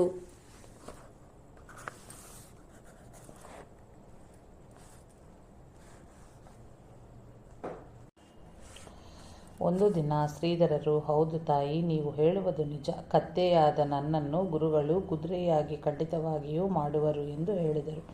ಶ್ರೀಧರರು ಧ್ಯಾನಕ್ಕೆ ಕುಳಿತಿರುವಾಗ ಈ ಕಿಟಿಕಿಗಳು ಶ್ರೀಧರರ ಮುಂದೆ ಒಂದು ಇದರಲ್ಲಿಯೇ ನಿಂತುಕೊಂಡು, ನೋಡು ಶ್ರೀಧರ ಬುವ, ಅಂದರೆ ಈಗ ಶಂಕರನ ಹಾಗೆ ಕಾಣುತ್ತಾನೆ. ಈ ಹೊತ್ತಿನಲ್ಲಿ ಬಿಳ್ಳನೆ ಶಬರಿ ಒಬ್ಬಳು ಗಂಟು ಬಿದ್ದಿದ್ದರೆ ಶಬರಿ ಶಂಕರ ವಿಲಾಸವೇ ಆಗುತ್ತಿತ್ತು. ಜಟಾಧಾರಿಯಾಗಿ ಏಕಾಗ್ರತೆಯ ಸೋಗು ಹಾಕಿ ಹೇಗೆ ಕುಳಿತಿದ್ದಾನೆ ನೋಡು ಎಂದು ಹಳೆಯುತ್ತಿದ್ದರು. ಶ್ರೀಧರರು ಮಾಡುತ್ತಿದ್ದ ಎಲ್ಲ ಸೇವೆಯನ್ನು ತಪಸ್ಸಿದ ಮಠದ ಅಧಿಕಾರಿಗಳು ಮಧುಕರಿಯನ್ನು ಕೂಡ ನಿಲ್ಲಿಸಿದರು. ಹೇ ಸಮರ್ಥ ಗುರುವೇ, ನನ್ನನ್ನು ನೀನು ದೂರ ಮಾಡಿದೀಯಾ? ನೀನು ಕೈ ಬಿಟ್ಟರೆ ನನ್ನ ದಾರಿಗತಿ? ಹೇ ರಾಮ, ನೀನು ನನ್ನ ಬಗ್ಗೆ ಉದಾಸೀನ ಮಾಡುವಿಯಾ ಎಂದು ಶ್ರೀಧರರು ಅಂತರಂಗದಲ್ಲಿಯೇ ಆರ್ತದಿಂದ ಮೊರೆಯಿಡುತ್ತಿದ್ದರು. ಸೇವೆ ನಿಂತು ಹೋದ ಮೇಲೆ ಶ್ರೀಧರರು ಕೆಲವೊಮ್ಮೆ ಅಕ್ಕಾಬಾಯಿ ಮಠದ ಮಹಡಿಗೆ ಹೋಗುವನಲ್ಲಿ ಕೋಣೆ ಗಡದ ಕೆಳಭಾಗದಲ್ಲಿ ಇರುವ ರಾಮಗುಹೆ ಮತ್ತು ಕಲ್ಯಾಣ ಗುಹೆಗಳಲ್ಲಿ ಏಕಾಂತದಲ್ಲಿ ಧ್ಯಾನಸ್ಥರಾಗಿರುತ್ತಿದ್ದರು. ಒಮ್ಮೊಮ್ಮೆ ಹಗಲು ರಾತ್ರಿಗಳ ಪರಿವೆಯೂ ಇಲ್ಲದೆ ಇದ್ದು ಬಿಡುತ್ತಿದ್ದರು. ಮಾಕಾಸಿ ಎಂಬತನು ಗಡದಲ್ಲೇ ವಾಸವಾಗಿದ್ದನು. ಈತನೂ ಕೂಡ ಶ್ರೀಧರರ ಕುರಿತು ಬರಗಾಲದಲ್ಲಿ ಮನೆ ಬಿಟ್ಟು ಸಾಧುಗಳಾದ ತಕ್ಕ ಇಂತಹ ಬಹಳ ಮಂದಿಯನ್ನು ನಾನು ನೋಡಿದ್ದೇನೆ. ಇಂತಹ ಡೋಂಗಿಗಳ ಮೇಲೆ ಕಟ್ಟಿದ ಒಂದು ಲಾವಣಿ ಇದೆ, ಹೇಳುತ್ತೇನೆ ಬನ್ನಿ ಎಂದು ಹೀನವಾಗಿ ಆಡುತ್ತಿದ್ದರು. ಒಂದು ದಿನ ಈ ಮಾಕಾಸಿಯು ಯಕ್ಷಿಣಿ ಮಂತ್ರದಿಂದ ಶ್ರೀಧರರ ಮೇಲೆ ಮಾರಣ ಪ್ರಯೋಗವನ್ನು ಮಾಡಿದನು. ಆ ಮಧ್ಯರಾತ್ರಿ ಕರಾಳ ರೂಪವನ್ನು ಧರಿಸಿದ್ದ ಯಕ್ಷಿಯು ಧ್ಯಾನಸ್ಥರಾಗಿದ್ದ ಶ್ರೀಧರರ ಬಳಿಗೆ ಓಡಿ ಬಂದು ನಿಂತಿತು. ರಾಮ ರಾಮ ಎನ್ನುತ್ತಾ ಶ್ರೀಧರರು ಬಹಿರ್ಮುಖನಾದರು. ಅವರಿಗೆ ಏನೂ ತೊಂದರೆಯೂ ಆಗಲಿಲ್ಲ. ಬೆಳಗಾಗುತ್ತಂತೆಯೇ ಹೇ ಸಮರ್ಥ, ತಪ್ಪಾಯಿತು, ನನ್ನನ್ನು ಕ್ಷಮಿಸು ಎಂದು ಬೇರಾಡುತ್ತಾ ಮಾಕಾಶಿಯು ನೇಲದ ಮೇಲೆ ಬಿದ್ದು ಹೊರಳಾಡತೂಗಿಡಿದನು. ಇದನ್ನು ಕಂಡು ಸೇರಿದ್ದ ಜನರೆಲ್ಲ ಏನಾಯಿತು ಎಂದು ವಿಚಾರಿಸಲು, ನಾನು ನಿನ್ನೆ ರಾತ್ರಿ ಯಕ್ಷಿಣಿ ಮಂತ್ರವನ್ನು ಜಪಿಸಿ ಶ್ರೀಧರರ ಮೇಲೆ ಮಾರಣ ಪ್ರಯೋಗ ಮಾಡಿದೆ. ಆದ್ದರಿಂದ ಅವರಿಗೆ ಏನೂ ಆದಂತೆ ಕಾಣುತ್ತಿಲ್ಲ. ಆದರೆ ನನ್ನನ್ನು ಮಾತ್ರ ಯೋಗಗಡದಿಂದ ಯಾರೋ ಹೊಡೆಯುತ್ತಿದ್ದರು. ನನ್ನಿಂದ ಸಹಿಸಲಾಗುತ್ತಿಲ್ಲ ಎಂದು ಹೇಳಿದನು. ಅಷ್ಟರಲ್ಲಿ ಅಲ್ಲಿಗೆ ಬಂದ ಶ್ರೀಧರರ ಪಾದವನ್ನು ಹಿಡಿದುಕೊಂಡು ಆ ಮಾಕಾಶಿಯು, ಹೇ ಶ್ರೀಧರರೇ, ನನ್ನನ್ನು ಕ್ಷಮಿಸಿರಿ ಎಂದು ಪುನಃ ನಮಸ್ಕರಿಸಿದನು. ಆಗ ಶ್ರೀಧರರು, ಇನ್ನು ಮುಂದೆ ಯಾರಿಗೂ ಈ ತೊಂದರೆ ಕೊಡಬೇಡ. ಸಮರ್ಥರೇ ನಿನಗೆ ಈ ರೀತಿ ಶಿಕ್ಷೆ ಕೊಟ್ಟಿದ್ದಾರೆ ಎಂದರು. ಇಲ್ಲಪ್ಪ, ಇಲ್ಲ, ನಿನ್ನೆಂದೂ ಹೇಗೆ ಮಾಡಲಾರೆ ಎನ್ನಲು ಸಮರ್ಥರನ್ನು ಶ್ರೀಧರರು ಪ್ರಾರ್ಥಿಸಿದರು. ಹೊಡೆತ ಬೀಳುವುದು ನಿಂತು ಹೋಯಿತು. ಅಂದಿನಿಂದ ಮಾಕಾಶಿಯು ಶ್ರೀಧರರನ್ನು ಆಂಜನೇಯ ಅವತಾರವೇ ಎಂದು ತಿಳಿಯತೊಡಗಿದನು. ಆಗ ಗಡದ ಗದ್ದುಗೆಯ ಮೇಲಿದ್ದ ಬಾಪು ಸಾಹೇಬ್ ಮಹಾರಾಜರಿಗೆ ಶ್ರೀಧರರೆಂದರೆ ಬಹಳ ಅಕ್ಕರೆ. ಅವರು ಉತ್ಸವದ ಸಮಯದಲ್ಲಿ ಮಾತ್ರ ಗಡಕ್ಕೆ ಬರುತ್ತಿದ್ದರು. ಉಳಿದಂತೆ ಚಾಪಳದಲ್ಲಿಯೇ ಇರುತ್ತಿದ್ದರು. ಶ್ರೀಧರರು ಗಡಕ್ಕೆ ಬಂದ ಮೇಲೆ ಆದ ಮೊದಲನೇ ದಾಸನವಮಿ ಉತ್ಸವದಲ್ಲಿಯೇ ಶ್ರೀಧರರು ಒಂದು ಕೌಪೀನ ಮಾತ್ರವನ್ನು ಉಟ್ಟು ಎಲ್ಲ ಕಡೆಯಲ್ಲಿಯೂ ತಿರುಗುತ್ತಾರೆ. ಹಾಗೆ ಬರೀ ಕೌಪೀನದಿಂದ ಇರಬಾರದು ಎಂದು ಶ್ರೀಧರರ ಮೇಲೆ ಮಹಾರಾಜರಿಗೆ ದೂರು ಹೋಗಿತ್ತು. ಇದು ಕೌಪೀನಧಾರಿಗಳ ಸಂಸ್ಥಾನವೇ ಆಗಿದೆ. ಶ್ರೀ ಸಮರ್ಥರು ಒಂದೇ ಕೌಪೀನದ ಮೇಲೆ ಇದ್ದರು. ಬೆಳಗಾವಿ ಚಳಿಗಾಲ ಮಳೆಗಾಲದಲ್ಲದೆ ಹಗಲು ರಾತ್ರಿ ಬರೀ ಕೌಪೀನದಲ್ಲೇ ಇದ್ದು ಬರೀ ನೆಲದ ಮೇಲೆ ಶ್ರೀಧರರು ಮಲಗುತ್ತಿದ್ದರು. ಅವರಲ್ಲಿ ಯಾವ ಕಲ್ಮಶವೂ ಇಲ್ಲ. ಕೌಪೀನಧಾರಿಯಾಗಿ ಇರುವುದು ಅವರ ಉತ್ಕಟ ವಿರಕ್ತಿಯನ್ನು ತೋರಿಸುತ್ತದೆ. ಇಂತಹ ವಿರಕ್ತರಿಗೆ ಬಟ್ಟೆ ಉಟ್ಟುಕೊಳ್ಳಿರಿ ಎಂದು ಹೇಳಿದರೆ ಅದು ಸಮರ್ಥರಿಗೆ ಅವಮಾನ ಮಾಡಿದಂತಾಗುತ್ತದೆ. ಶ್ರೀಧರರು ಸಾಮಾನ್ಯರೆಂದು ತಿಳಿಯಬೇಡಿ, ಅವರು ಮುಂದೆ ದೊಡ್ಡ ಮಹಾತ್ಮರಾಗುವರು ಎಂದು ಹೇಳಿ ಎಲ್ಲರನ್ನೂ ಸುಮ್ಮನೆ ಮಾಡುತ್ತಿದ್ದರು. ಕೆಲವು ಭಕ್ತರು ಚಾಪಳ್ಗೆ ಹೋಗಿ ಪಾರುಪತ್ಯೆಗಾರರು ಮತ್ತು ಕೃಷ್ಣಾಬಾಯಿ ಶ್ರೀಧರರಿಗೆ ಕೊಡುತ್ತಿರುವ ಕಿರುಕುಗಳನ್ನು ಬಾಬು ಸಾಹೇಬ್ ಮಹಾರಾಜರ ಬಳಿ ಹೇಳಿದರು. ಮಹಾರಾಜರಿಗೂ ಇದು ಮೊದಲೇ ತಿಳಿದಿತ್ತು. ಆದ್ದರಿಂದ ಶ್ರೀಧರರಿಗೆ ನೀವು ಅತಿಯಾಗಿ ತೊಂದರೆ ಕೊಡುತ್ತಿರುವುದು ನಮಗೆ ತಿಳಿದಿದ್ದರಿಂದ ನೀವು ಈ ಪತ್ರ ತಂದೆಯವರಿಗೆ ಅಧಿಕಾರವನ್ನು ಒಪ್ಪಿಸಿ ಗಡದಿಂದ ಕೆಳಗೆ ಇಳಿಯತಕ್ಕದ್ದು ಎಂದು ಅಧಿಕಾರಿಗಳಿಗೆ ಪತ್ರ ಕೊಟ್ಟು ಕಳುಹಿಸಿದರು. ಶ್ರೀಧರರು ಭಿಕ್ಷೆ ಸೇವಿಸಿ ಶಾಂತವಾಗಿ ಕುಳಿತಿದ್ದರು. ಪದಚ್ಯುತರಾದ ಈ ಪಾರುಪತ್ಯೆಗಾರರು ಶ್ರೀಧರಲ್ಲಿಗೆ ಬಂದು, ಶ್ರೀಧರ, ನಾವಿಬ್ಬರೂ ಸೇರಿ ನಿನ್ನನ್ನು ಗಡದಿಂದ ಕೆಳಕ್ಕೆ ಇಳಿಸಬೇಕು ಎಂದು ಮಾಡಿದ್ದೆವು. ಆದರೆ ಈಗ ನಾವೇ ಇಳಿಯಬೇಕಾಗಿ ಬಂದಿದೆ, ಹೋಗುತ್ತೇವೆ ಎಂದರು. ಸಮರ್ಥಕರ ಸ್ಥಳ ಬಿಟ್ಟು ಎಲ್ಲಿಗೆ ಹೋಗುವಿರಿ? ನೀವು ಮಠದಲ್ಲಿ ಇದ್ದರೆ ಸ್ವತಂತ್ರವಾಗಿರಬಹುದಲ್ಲ. ನಾನು ಮಧುಕರಿ ತಂದುಕೊಟ್ಟು ಸೇವೆ ಮಾಡುತ್ತೇನೆ ಎಂದು ಶ್ರೀಧರರು ನುಡಿದರು. ವಂದನೆ ನಿಂದನೆಗಳ ಎರಡನ್ನೂ ಸಮಾನವಾಗಿಯೇ ಸ್ವೀಕರಿಸಿ ಮೌನವಾಗಿರುವುದಕ್ಕೆ ಸಾಮಾನ್ಯರಿಂದ ಸಾಧ್ಯವೇ? ಭುವ ಅವರೇ, ಸಾಧುಗಳೇ, ಅವರು ಇಷ್ಟಲ್ಲೇ ಕಷ್ಟ ಕೊಡುತ್ತಿದ್ದ ನಿಮಗ ಅವರ ಮೇಲೆ ಸ್ವಲ್ಪವೂ ಸಿಟ್ಟು ಬರಲಿಲ್ಲವೇ ತಕ್ಕೆ ಎಂದು ಅಲ್ಲಿದ್ದವರ ಒಬ್ಬರು ಶ್ರೀಧರನನ್ನು ಕೇಳಿದರು. ಅದಕ್ಕೆ ಶ್ರೀಧರರು, ಅಭಿಮಾನಂ ಸುರಾಪಾನಂ ಗೌರವಂ ರೌರವಂ ಸಮಂ ಪ್ರತಿಷ್ಠಾಸುಕರಿ ವಿಷ್ಠಾತ್ರಯಂ ತ್ಯಕ್ತಾ ಹರಿಂ ಭಜೇತ್. ಅಭಿಮಾನವು ಸುರಾಪಾನದಂತೆಯೂ ಗೌರವವೆಂಬುದು ರೌರವ ನರಕದಂತೆಯೂ ಪ್ರತಿಷ್ಠೆಯು ಹಂದೆಯೂ ವಿಷ್ಠೆ ಲದ್ದಿಯಂತೆಯೂ ಇರುವುದೆಂದು ತಿಳಿದು ಇದನ್ನು ಬಿಟ್ಟು ಭಗವಂತನನ್ನು ಭಜಿಸಬೇಕು ಎಂಬುದಾಗಿ ನೀತಿ ವಚನವಿರುವುದು. ನೋಡಿ, ನೀವೆಲ್ಲರೂ ನನ್ನನ್ನು ಹೊಗಳುತ್ತೀರಿ, ಆದ್ದರಿಂದ ನನಗೆ ಗರ್ವ ಬರಬಾರದು. ಅಹಂಕಾರ ಉಂಟಾದರೆ ಸಾಧಕರು ಕೆಳಗೆ ಬರುವರು. ಸ್ತುತಿ ಎಂಬುದು ವಿಷದಂತೆ ಘಾತವಾದದೆಂದು ಅವರು ನನ್ನ ಸಂಗಡ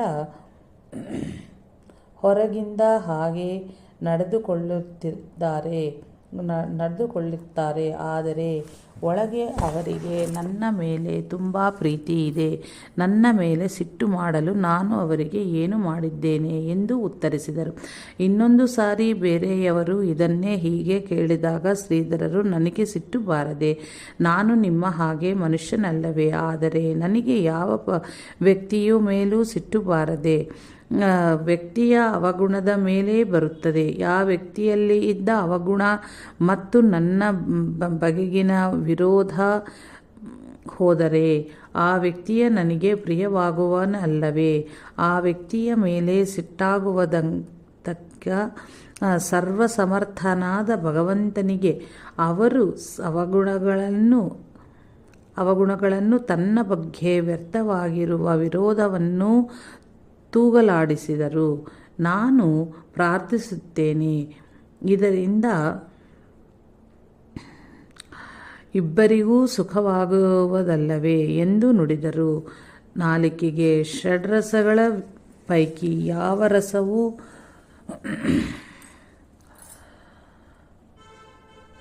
ಸೋಕಬಾರದು ಎಂದು ಮತ್ತು ಅನ್ನಮಯೋಗೋಪಿ ಸೌಮ್ಯ ಮನಃ, ಅನ್ನದಂತೆ ಮನಸ್ಸಾಗುವುದಾದ್ದರಿಂದ ಮಧುಕರಿ ಅನ್ನವನ್ನು ಅದು ಮತ್ತಷ್ಟು ಪವಿತ್ರವಾಗಬೇಕು ಎಂದು ಶ್ರೀ ಸಮರ್ಥರ ಚರಣ ಸ್ಪರ್ಶವಾದ ಸೋನಾಳೆ ಎಂಬ ಕುಡಿಯುವ ನೀರಿನ ಕೆರೆಯಲ್ಲಿ ಶ್ರೀ ಗುರುಚರಣ ತೀರ್ಥವೆಂಬ ಭಾವನೆಯಿಂದ 24 ಸಾರಿ ಮುಳುಗಿಸಿ ಮಧುಕೆರೆಯ ಅನ್ನದಲ್ಲಿ ಯಾವ ರಸವೂ ಉಳಿಯದ ಹಾಗೆ ಮಾಡುತ್ತಿದ್ದರು. ಲೆಕ್ಕದ ದೃಷ್ಟಿಯಿಂದಲೂ ಪಾವಿತ್ರತಾ ದೃಷ್ಟಿಯಿಂದಲೂ ಆಗ ಕೇಶವಾದಿ 24 ನಾಮಗಳನ್ನು ಹೇಳುವ ಪರಿಪಾಠವನ್ನು ಇಟ್ಟುಕೊಂಡಿದ್ದರು. ಹಾಗೆ ಮುಳುಗಿಸಿ ತೆಗೆದ ಮಧುಕರಿಯನ್ನು ಜೋಳಿಗೆಯನ್ನು ಔದುಂಬರ ವೃಕ್ಷಕ್ಕೆ. ಈ ಔದುಂಬರ ವೃಕ್ಷದಲ್ಲಿ ಈಗ ಬಾಲಾಜಿ ಬುವಾ ಅವರ ಮಠ ಇದೆ. ಆಗ ಇಲ್ಲಿಗೆ ಪಕ್ಕದಲ್ಲಿ ಒಂದು ಕಟ್ಟಿ ಆಗಿತ್ತು. ಅಲ್ಲಿ ಕುಳಿತು ಊಟ ಮಾಡುತ್ತಿದ್ದರು. ತೂಗಾಕಿ ಮಧ್ಯಾಹ್ನದ ನಮಸ್ಕಾರ ಹಾಕಲು ದೇವಸ್ಥಾನಕ್ಕೆ ತೆರಳುತ್ತಿದ್ದರು. ನಿಯಮದಂತೆ ಎಲ್ಲ ಕಡೆಗೆ ನಮಸ್ಕಾರವಾಗಿ ಅಲ್ಲಿಗೆ ಹೋಗುವುದರೊಳಗೆ ಜೋಳಿಗೆಯ ನೀರೆಲ್ಲ ಬಸಿದು ಹೋಗಿ ಒಂದು ವಾಯಿದೆಯಾಗಿ ಬಿಡುತ್ತಿತ್ತು. ಜೋಳಿಗೆಯನ್ನು ಕೆಳಗಿಳಿಸಿ ಅನ್ನಪೂರ್ಣೆಯ ಪೂಜೆ ಮಾಡಿ ಅದಕ್ಕೆ ನಮಸ್ಕಾರ ಹಾಕುತ್ತಿದ್ದರು. ನನಗೆ ಈ ಅನ್ನದಿಂದ ಉತ್ತಮ ವಿಚಾರ ಉಂಟಾಗಿ ಧಾರಣಾಶಕ್ತಿಯು ವೃದ್ಧಿಯಾಗಿ ಜಗದೋದ್ಧಾರ ಮಾಡುವಂತಹ ಕಾರ್ಯವೂ ಯಶಸ್ವಿಯಾಗಿ ನನ್ನಿಂದ ಆಗುವಂತಹ ಪಾತ್ರೆಯು ನನ್ನಲ್ಲಿ ಉಂಟಾಗಲಿ ಎಂದು ಪ್ರಾರ್ಥಿಸುತ್ತಿದ್ದರು. ಈ ಸಮಯದಲ್ಲಿ ಅಷ್ಟದಿಕ್ಪಾಲಕರಿಗೂ ನಮಸ್ಕಾರವನ್ನು ಮಾಡಿ ಪ್ರಾರ್ಥಿಸುತ್ತಿದ್ದರು. ಆಮೇಲೆ ಸಜ್ಜನಗಳಿಗೂ ನಮಸ್ಕಾರ ಮಾಡಿ ಸರ್ವೇ ಜನ ಸುಖಿನೋ ಭವಂತು ಹೀಗೆ 3 ಸಲ ಹೇಳಿ ಪ್ರಸಾದ ಸ್ವೀಕರಿಸಲು ಕುಳಿತುಕೊಳ್ಳುತ್ತಿದ್ದರು. ಆ ಮಧುಕರಿಯ ಅನ್ನದಲ್ಲಿ ಗೋಗ್ರಾಸವನ್ನು ಮೀನುಗಳಾಗಿ ಸ್ವಲ್ಪ ಅನ್ನದಲ್ಲಿ ಗೋಗ್ರಾಸವನ್ನು ಮೀನುಗಳಿಗಾಗಿ ಸ್ವಲ್ಪ ಅನ್ನವನ್ನು ತೆಗೆದಿಟ್ಟು ನಾಮಸ್ಮರಣೆಯೊಂದಿಗೆ ತಮ್ಮ ಭೋಜನಾದ ಮೇಲೆ ಮುಖ ಕೈ ಕಾಲು ತೊಳೆದು ಆಚರಣವನ್ನು ಮಾಡಿ ಅನಂತರ ಗೋಗ್ರಾಸವನ್ನು ಕೊಟ್ಟು ಬಂದು ಉಳಿದ ಅನ್ನವನ್ನು ಮೀನುಗಳಿಗೆ ಹಾಕುತ್ತಿದ್ದರು. ಶ್ರೀಧರರು ಹೀಗೆ ಹಾಕುತ್ತಿರುವಾಗ ಒಂದು ದಿನ ಒಬ್ಬನು ಇದನ್ನು ಕಂಡು ಅವರು ಮಧುಕರಿಯನ್ನು ನೀರಿನಲ್ಲಿ ಮುಳುಗಿಸಿ ತಿನ್ನುವುದಾದ್ದರಿಂದ ಅದು ಅವರಿಗೆ ಸೇರುವುದಿಲ್ಲ, ಆದ್ದರಿಂದಲೇ ಗೋವುಗಳಿಗೆ ಮೀನುಗಳಿಗೆ ಹಾಕುತ್ತಾರೆ ಅಂದ ಮೇಲೆ ಅವರಿಗೆ ವ್ಯರ್ಥವಾಗಿ ಯಾತಕ್ಕೆ ಮಧುಕರಿ ಹಾಕುತ್ತೀರಿ? ಹೀಗೆಲ್ಲ ಊರಿನಲ್ಲಿ ಪ್ರಚಾರ ಮಾಡಿದನು. ಶ್ರೀಧರರ ಉಚ್ಚ ಧ್ಯೇಯ ಭಾವನೆಯನ್ನು ಈ ದುರ್ಜನರು ತಮ್ಮ ತಮ್ಮ ವಿಕೃತ ಸ್ವಭಾವದಂತೆ ವಿಪರ್ಶಯವಾಗಿ ಮಾಡಿದರು. ಅದು ಆಹುದೆಂದು ಕಂಡು, ಅಂದರೆ ಯಾವನು ಮಧುಕರಿಯನ್ನು ಸ್ವತಃ ಉಣ್ಣುವುದಿಲ್ಲವೋ ಕೇವಲ ಆಕಳು ಮೀನುಗಳಿಗೆ ತಿನ್ನಿಸುವುದೆಂದಾದರೆ ಆತನಿಗೆ ಮಧುಕರಿ ಯಾಕೆ ಕೊಡಬೇಕು ಅಂದುಕೊಂಡು ಅಲ್ಲಿರುವ 2-3 ಮನೆಯವರು ಮಧುಕರಿಯನ್ನು ಹೆಸರಿಗೆ ಮಾತ್ರ ಸ್ವಲ್ಪ ಇಟ್ಟು ತಾವು ಊಟವನ್ನು ಮುಗಿಸಿ ಬಿಡುತ್ತಿದ್ದರು. ಶ್ರೀಧರರ ಸೇವೆಯು ನಿರಂತರವೂ ನಿತ್ಯವೂ ಹಾಕುತ್ತಿದ್ದ 100-150 ನಮಸ್ಕಾರಗಳು ಹಾಕುತ್ತಲೇ ಇದ್ದವು. ತಾರುಣ್ಯದ ಮತ್ತು ವ್ಯಾಯಾಮನಿಷ್ಠ ಶರೀರಕ್ಕೆ ಸಿಗುವ ಮಧುಕರಿಯು ಈಗ ಕಡಿಮೆಯಾದರೂ ಶ್ರೀಧರರು ಗೋಗ್ರಾಸ ಮತ್ತು ಮೀನುಗಳಿಗೆ ಹಾಕುವ ಅನ್ನವನ್ನು ತಪ್ಪಿಸಲಿಲ್ಲ. ಅದನ್ನು ತೆಗೆದಿಟ್ಟ ಮೇಲೆ ಶ್ರೀಧರಿಗೆ 2-3 ತುತ್ತಾದರೂ ಉಳಿಯುತ್ತಿತ್ತೋ ಇಲ್ಲವೋ ಹಸಿದ ಹೊಟ್ಟಿಗೆ ಆದಷ್ಟು ಸಾಕಾಗುವುದು. ಹಸಿವು ಅತಿಶಯವಾಗುತ್ತಿತ್ತು. ಆಹಾರದ ಪಾರುಪತ್ಯಗಾರಿಂದ ಉಗ್ರಾಣದಿಂದ ಮಠದಿಂದ ಫಲಾಹಾರಕ್ಕಾಗಿ ಸಿಗುತ್ತಿದ್ದ ನೆಲಗಡಲೆಗಳು ನಿಂತು ಹೋದಲ್ಲದೆ ದೇವರ ಮುಂದಿನ ಪೆಟ್ಟಿಗೆಯಲ್ಲಿ ಇದ್ದ ಅಕ್ಕಿಯನ್ನೂ ಕೂಡ ಶ್ರೀಧರರು ತಿನ್ನಲಾಗದೆಂದು ನಿರ್ಬಂಧವು ಹಾಕಲ್ಪಟ್ಟಿತ್ತು. ಇಂತಹ ಸ್ಥಿತಿಯಲ್ಲಿ ಹಸಿವೆಯನ್ನು ತಣಿಸಲು ಶ್ರೀಧರರು ಬೇಸಾಯಗಾರರು ಬೆಳೆಯನ್ನು ಕೊಯ್ಯುವ ಕಾಲದಲ್ಲಿ ದೇವರ ಮುಂದೆ ಅಲ್ಲಲ್ಲಿ ಸೇತು ಹಾಕಿದ ಒಣಗಿದ ತೆನೆಗಳ ಜೋಳವನ್ನು ತಿನ್ನಲು ಪ್ರಾರಂಭಿಸಿದರು. ಅದೆಷ್ಟು ದಿನ ಬರುವುದು? ಅವು 4-8 ದಿನಗಳಲ್ಲಿಯೇ ಮುಗಿದು ಹೋದವು. ಆಮೇಲೆ ಚತುರಂಗದ ಕಪ್ಪು ಹಣ್ಣುಗಳನ್ನು, ಔದುಂಬರದ ಮತ್ತು ಆಲದ ಮರದಗಳ ಬಿದ್ದಿದ್ದ ಒಣಗಿರುವ ಹಣ್ಣುಗಳನ್ನು, ಔದುಂಬರದ ಚಿಗುರು ಎಲೆಗಳನ್ನು ತಿನ್ನಲಾರಂಭಿಸಿದರು. ಚದುರಂಗದ ಗಿಡಕ್ಕೆ ಯಾರೋ ಔಷಧಿ ಹಾಕಿದ್ದರಿಂದ ಅವೆಲ್ಲವೂ ಒಣಗಿ ಹೋದವು. ಆಲ ಮತ್ತು ಔದುಂಬರ ಒಣ ಹಣುಗಳನ್ನು ಒಟ್ಟು ಮಾಡಿ ನೀರಿನಲ್ಲಿ ಸ್ವಲ್ಪ ನೆನೆಸಿಡುತ್ತಿದ್ದರು. ನಮಸ್ಕಾರಾದಿಗಳು ಮುಗಿಯುವಷ್ಟರಲ್ಲೇ ಅದು ನೆನೆದು ಮೃದುವಾಗಿ ಆಗುತ್ತಿತ್ತು. ಅದನ್ನು ತಿನ್ನುತ್ತಿದ್ದರು. ಶ್ರೀಧರರ ಪ್ರಕೃತಿಯು ಹಿಂದೆ ಯಾವ ರೀತಿ ಇತ್ತಂದರೆ, ಸೇವೆಯ ಕಾಲದಲ್ಲಿ ಒಂದು ದಿನ ಶ್ರೀಧರರು ನೀರಿನಿಂದ ತುಂಬಿದ ದೊಡ್ಡ 2 ಕೊಡಗಳನ್ನು ತೆಗೆದುಕೊಂಡು ಮಂದಿರದೊಳಗೆ ಪ್ರವೇಶಿಸುತ್ತಿರುವಾಗ ಸ್ಪಷ್ಟವಾಗಿ ಕಾಣಿಸಿದ ಇದರಿಂದ ಒಬ್ಬ ದಷ್ಟಪುಷ್ಪ ಗಣಪ ಎಂಬ ಕೆಲಸಗಾರನ ಕಾಲಿನ ಮೇಲೆ ತಮ್ಮ ಪಾದ ಊರಬೇಕಾಯಿತು. ಇದರ ಪರಿಣಾಮವಾಗಿ ಆ ಕೆಲಸಗಾರನ ಪಾದವೂ ಉಬ್ಬಿ ಬಾತುಕೊಂಡದ್ದಾಯಿತು. ಮೂತ್ರವಲ್ಲದೆ ಜ್ವರವೂ ಕೆಲಸಗಾರನ ಪಾದವೂ ಉಬ್ಬಿ ಬಾತುಕೊಂಡದ್ದು ಮಾತ್ರ ಅಲ್ಲದೆ ಜ್ವರವೂ ಬಂದು 7-8 ದಿವಸ ಹಾಸಿಗೆ ಹಿಡಿದಿದ್ದನು. ಶ್ರೀಧರ ಸಾಧುಗಳ ಶರೀರವೆಂದರೆ ಕಬ್ಬಿಣವೇ ಆಗಿರುವುದು ಎಂದು ಆ ಕೆಲಸಗಾರನು ಹೇಳುತ್ತಿದ್ದನು. ಶ್ರೀಧರರ ದೇಹವು ಬಾಲ್ಯದಿಂದಲೂ ವ್ಯಾಯಾಮಕ್ಕೊಳಪಟ್ಟದ್ದರಿಂದ ಹೀಗಿರುವುದು ಸಹಜವೇ ಆಗಿತ್ತು. ಶ್ರೀಧರರ ಆಹಾರವೂ ಅದಕ್ಕೆ ತಕ್ಕ ಹಾಗೆ ಅಧಿಕವಾಗಿತ್ತು. ಆದರೆ ಈಗ ಮಾತ್ರ ಹಾಗಿರಲು ಹೇಗೆ ಸಾಧ್ಯ? ಆದರೂ ಶ್ರೀಧರರ ಲಕ್ಷ್ಯ ಶರೀರದ ಕಡೆಗೆ ಇರಲಿಲ್ಲ. ಆಹಾರದ ಅಭಾವದ ಜೊತೆ ಚಳಿಗಾಳಿಗಳಿಂದಾಗಿ ಶ್ರೀಧರರ ಶರೀರವು ಈಗ ಬಹಳ ಕೃಶವಾಗಿತ್ತು. ಶ್ರಾವಣ ಮಾಸದ ರುದ್ರಾನುಷ್ಠಾನಕ್ಕೆ ಪ್ರಾರಂಭವಾಗಿತ್ತು. ಸೇವೆಗೆ ವಿಶೇಷವಾಗಿ ಬೇರೆ ಜನ ಯಾರೂ ಇರಲಿಲ್ಲ. ಶ್ರೀಧರೇ ಸೇವೆಗೆ ಪ್ರಾರಂಭ ಮಾಡಿದರು. ಹೊಟ್ಟೆಯಲ್ಲಿ ಏನೂ ಇಲ್ಲದಿರುವುದರಿಂದ ತಲೆ ತಿರುಗುತ್ತಂತಾಗಿ ಕಣ್ಣು ಕತ್ತಲೆ ಬಂದಂತಾಗಿತ್ತು. ಮಧ್ಯದಲ್ಲಿಯೇ ಈ ಸೇವೆ ಬಿಡಬೇಕಾಗಿ ಬರುತ್ತದೋ ಎಂದು ಅನಿಸ್ತಿತ್ತು. ಇಷ್ಟಲ್ಲೇ ವಿಚಾರಕ್ಕೆ ಅವಕಾಶವೇ ಇಲ್ಲ. ಪೂಜೆಗೆ ಪ್ರಾರಂಭವಾಯಿತು. ನೀರು ತುಂಬ ಬೇಕಾಗಿತ್ತು. ಈಗೇನು ಮಾಡಲಿ? ಎದ್ದು ಓಡಾಡು ಆಗುವುದಿಲ್ಲ. ಏನು ತಿನ್ನಲು ಎಂದು ವಿಚಾರ ಮಾಡುತ್ತಿರುವಾಗ ಅಡಿಗೆಯವಳಾದ ಕೃಷ್ಣಾಬಾಯಿ ಹತ್ತಿರ ಕೇಳಿ ಏನಾದರೂ ತಿನ್ನೋಣ ಎಂದು ಅಡಿಗೆ ಮನೆಗೆ ಹೋದರು. ಅಲ್ಲಿ ಅವರು ಇರಲಿಲ್ಲ. ಆಗ ಶ್ರೀಧರರು ಅಲ್ಲಿದ್ದ ಯಾರೋ ಇನ್ನೊಬ್ಬರನ್ನು ಕೇಳಿ ಕಪಾಟಿನಿಂದ ಸ್ವಲ್ಪ ತುಪ್ಪವನ್ನು ತೆಗೆದುಕೊಂಡು ತಿಂದರು. ಇದರಿಂದ ಶರೀರದಲ್ಲಿ ಚೈತನ್ಯ ಬಂದು ನೀರು ತರಲಕ್ಕೆ ಹೋಗಬಹುದು ಎಂದು ಅಂತ ಅನಿಸಿತು. ಇಷ್ಟರಲ್ಲಿ ಕೃಷ್ಣಾಬಾಯಿಯು ಅಲ್ಲಿಗೆ ಬಂದಳು. ಶ್ರೀಧರರ ವಿನಾ ಅಲ್ಲಿ ಆವಾಗ ಯಾರೂ ಇರಲಿಲ್ಲ. ಇವರು ತುಪ್ಪ ತಿಂದಿರುವುದು ಅವಳಿಗೆ ತಿಳಿತು.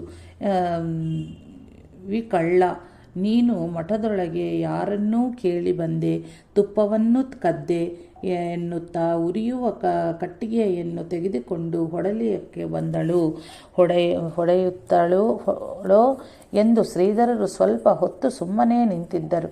ಆಮೇಲೆ ಅಭಿಷೇಕಕ್ಕೆ ನೀರು ಖರ್ಚಾಗಿರಬಹುದೆಂದುಕೊಂಡು ದೇವಸ್ಥಾನಕ್ಕೆ ತೆರಳಿದರು. ಆಗ ಆ ಹೆಂಗಸು ಇವರ ಬೆನ್ನಿಗೆ ಹೋಗಿ ಇವನು ಕಳ್ಳ ಎಂದು ಬೊಬ್ಬಿರಿದಳು. ಆದರೆ ಶ್ರೀಧರರು ಇದಕ್ಯಾವುದಕ್ಕೂ ಲಕ್ಷ್ಯ ಕೊಡುತ್ತಾ ಇರಲಿಲ್ಲ. ಸಜ್ಜನಗಡದಲ್ಲಿ ಮಾಘ ಪದ್ಯ ಪ್ರತಿಪದ ಎಂದ ಮಾಘ ಪದ್ಯ ನವಮಿಯವರೆಗೂ ನಡೆಯುವ ಶ್ರೀ ದಾಸನವಮಿಯ ಉತ್ಸವಕ್ಕೆ ಪ್ರಾರಂಭವಾಯಿತು.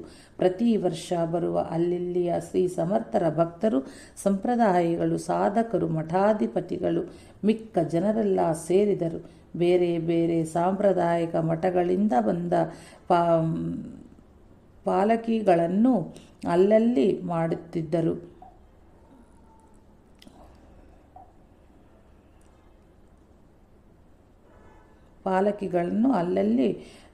ಹೊಡಿತಿದ್ದರು.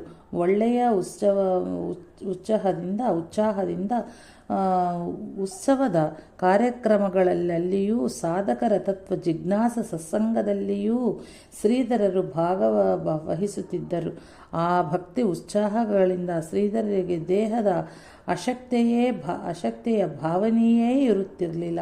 ಶ್ರೀಧರರ ದೇಹದ ಸ್ಥಿತಿಯನ್ನು ಕಂಡು ಇವರನ್ನು ವೈರಾಗ್ಯದ ಕೊನೆಯ ಮುದ್ರಣೆವೆಂದು, ಕೆಲವರು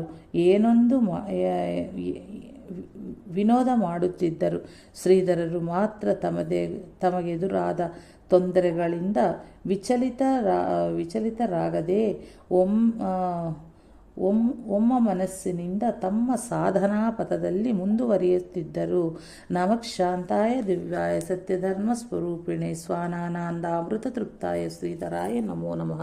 ಸದ್ಗುರು ಭಗವಾನ್ ಶ್ರೀ ಶ್ರೀಧರಾರ್ಪಣಮಸ್ತು.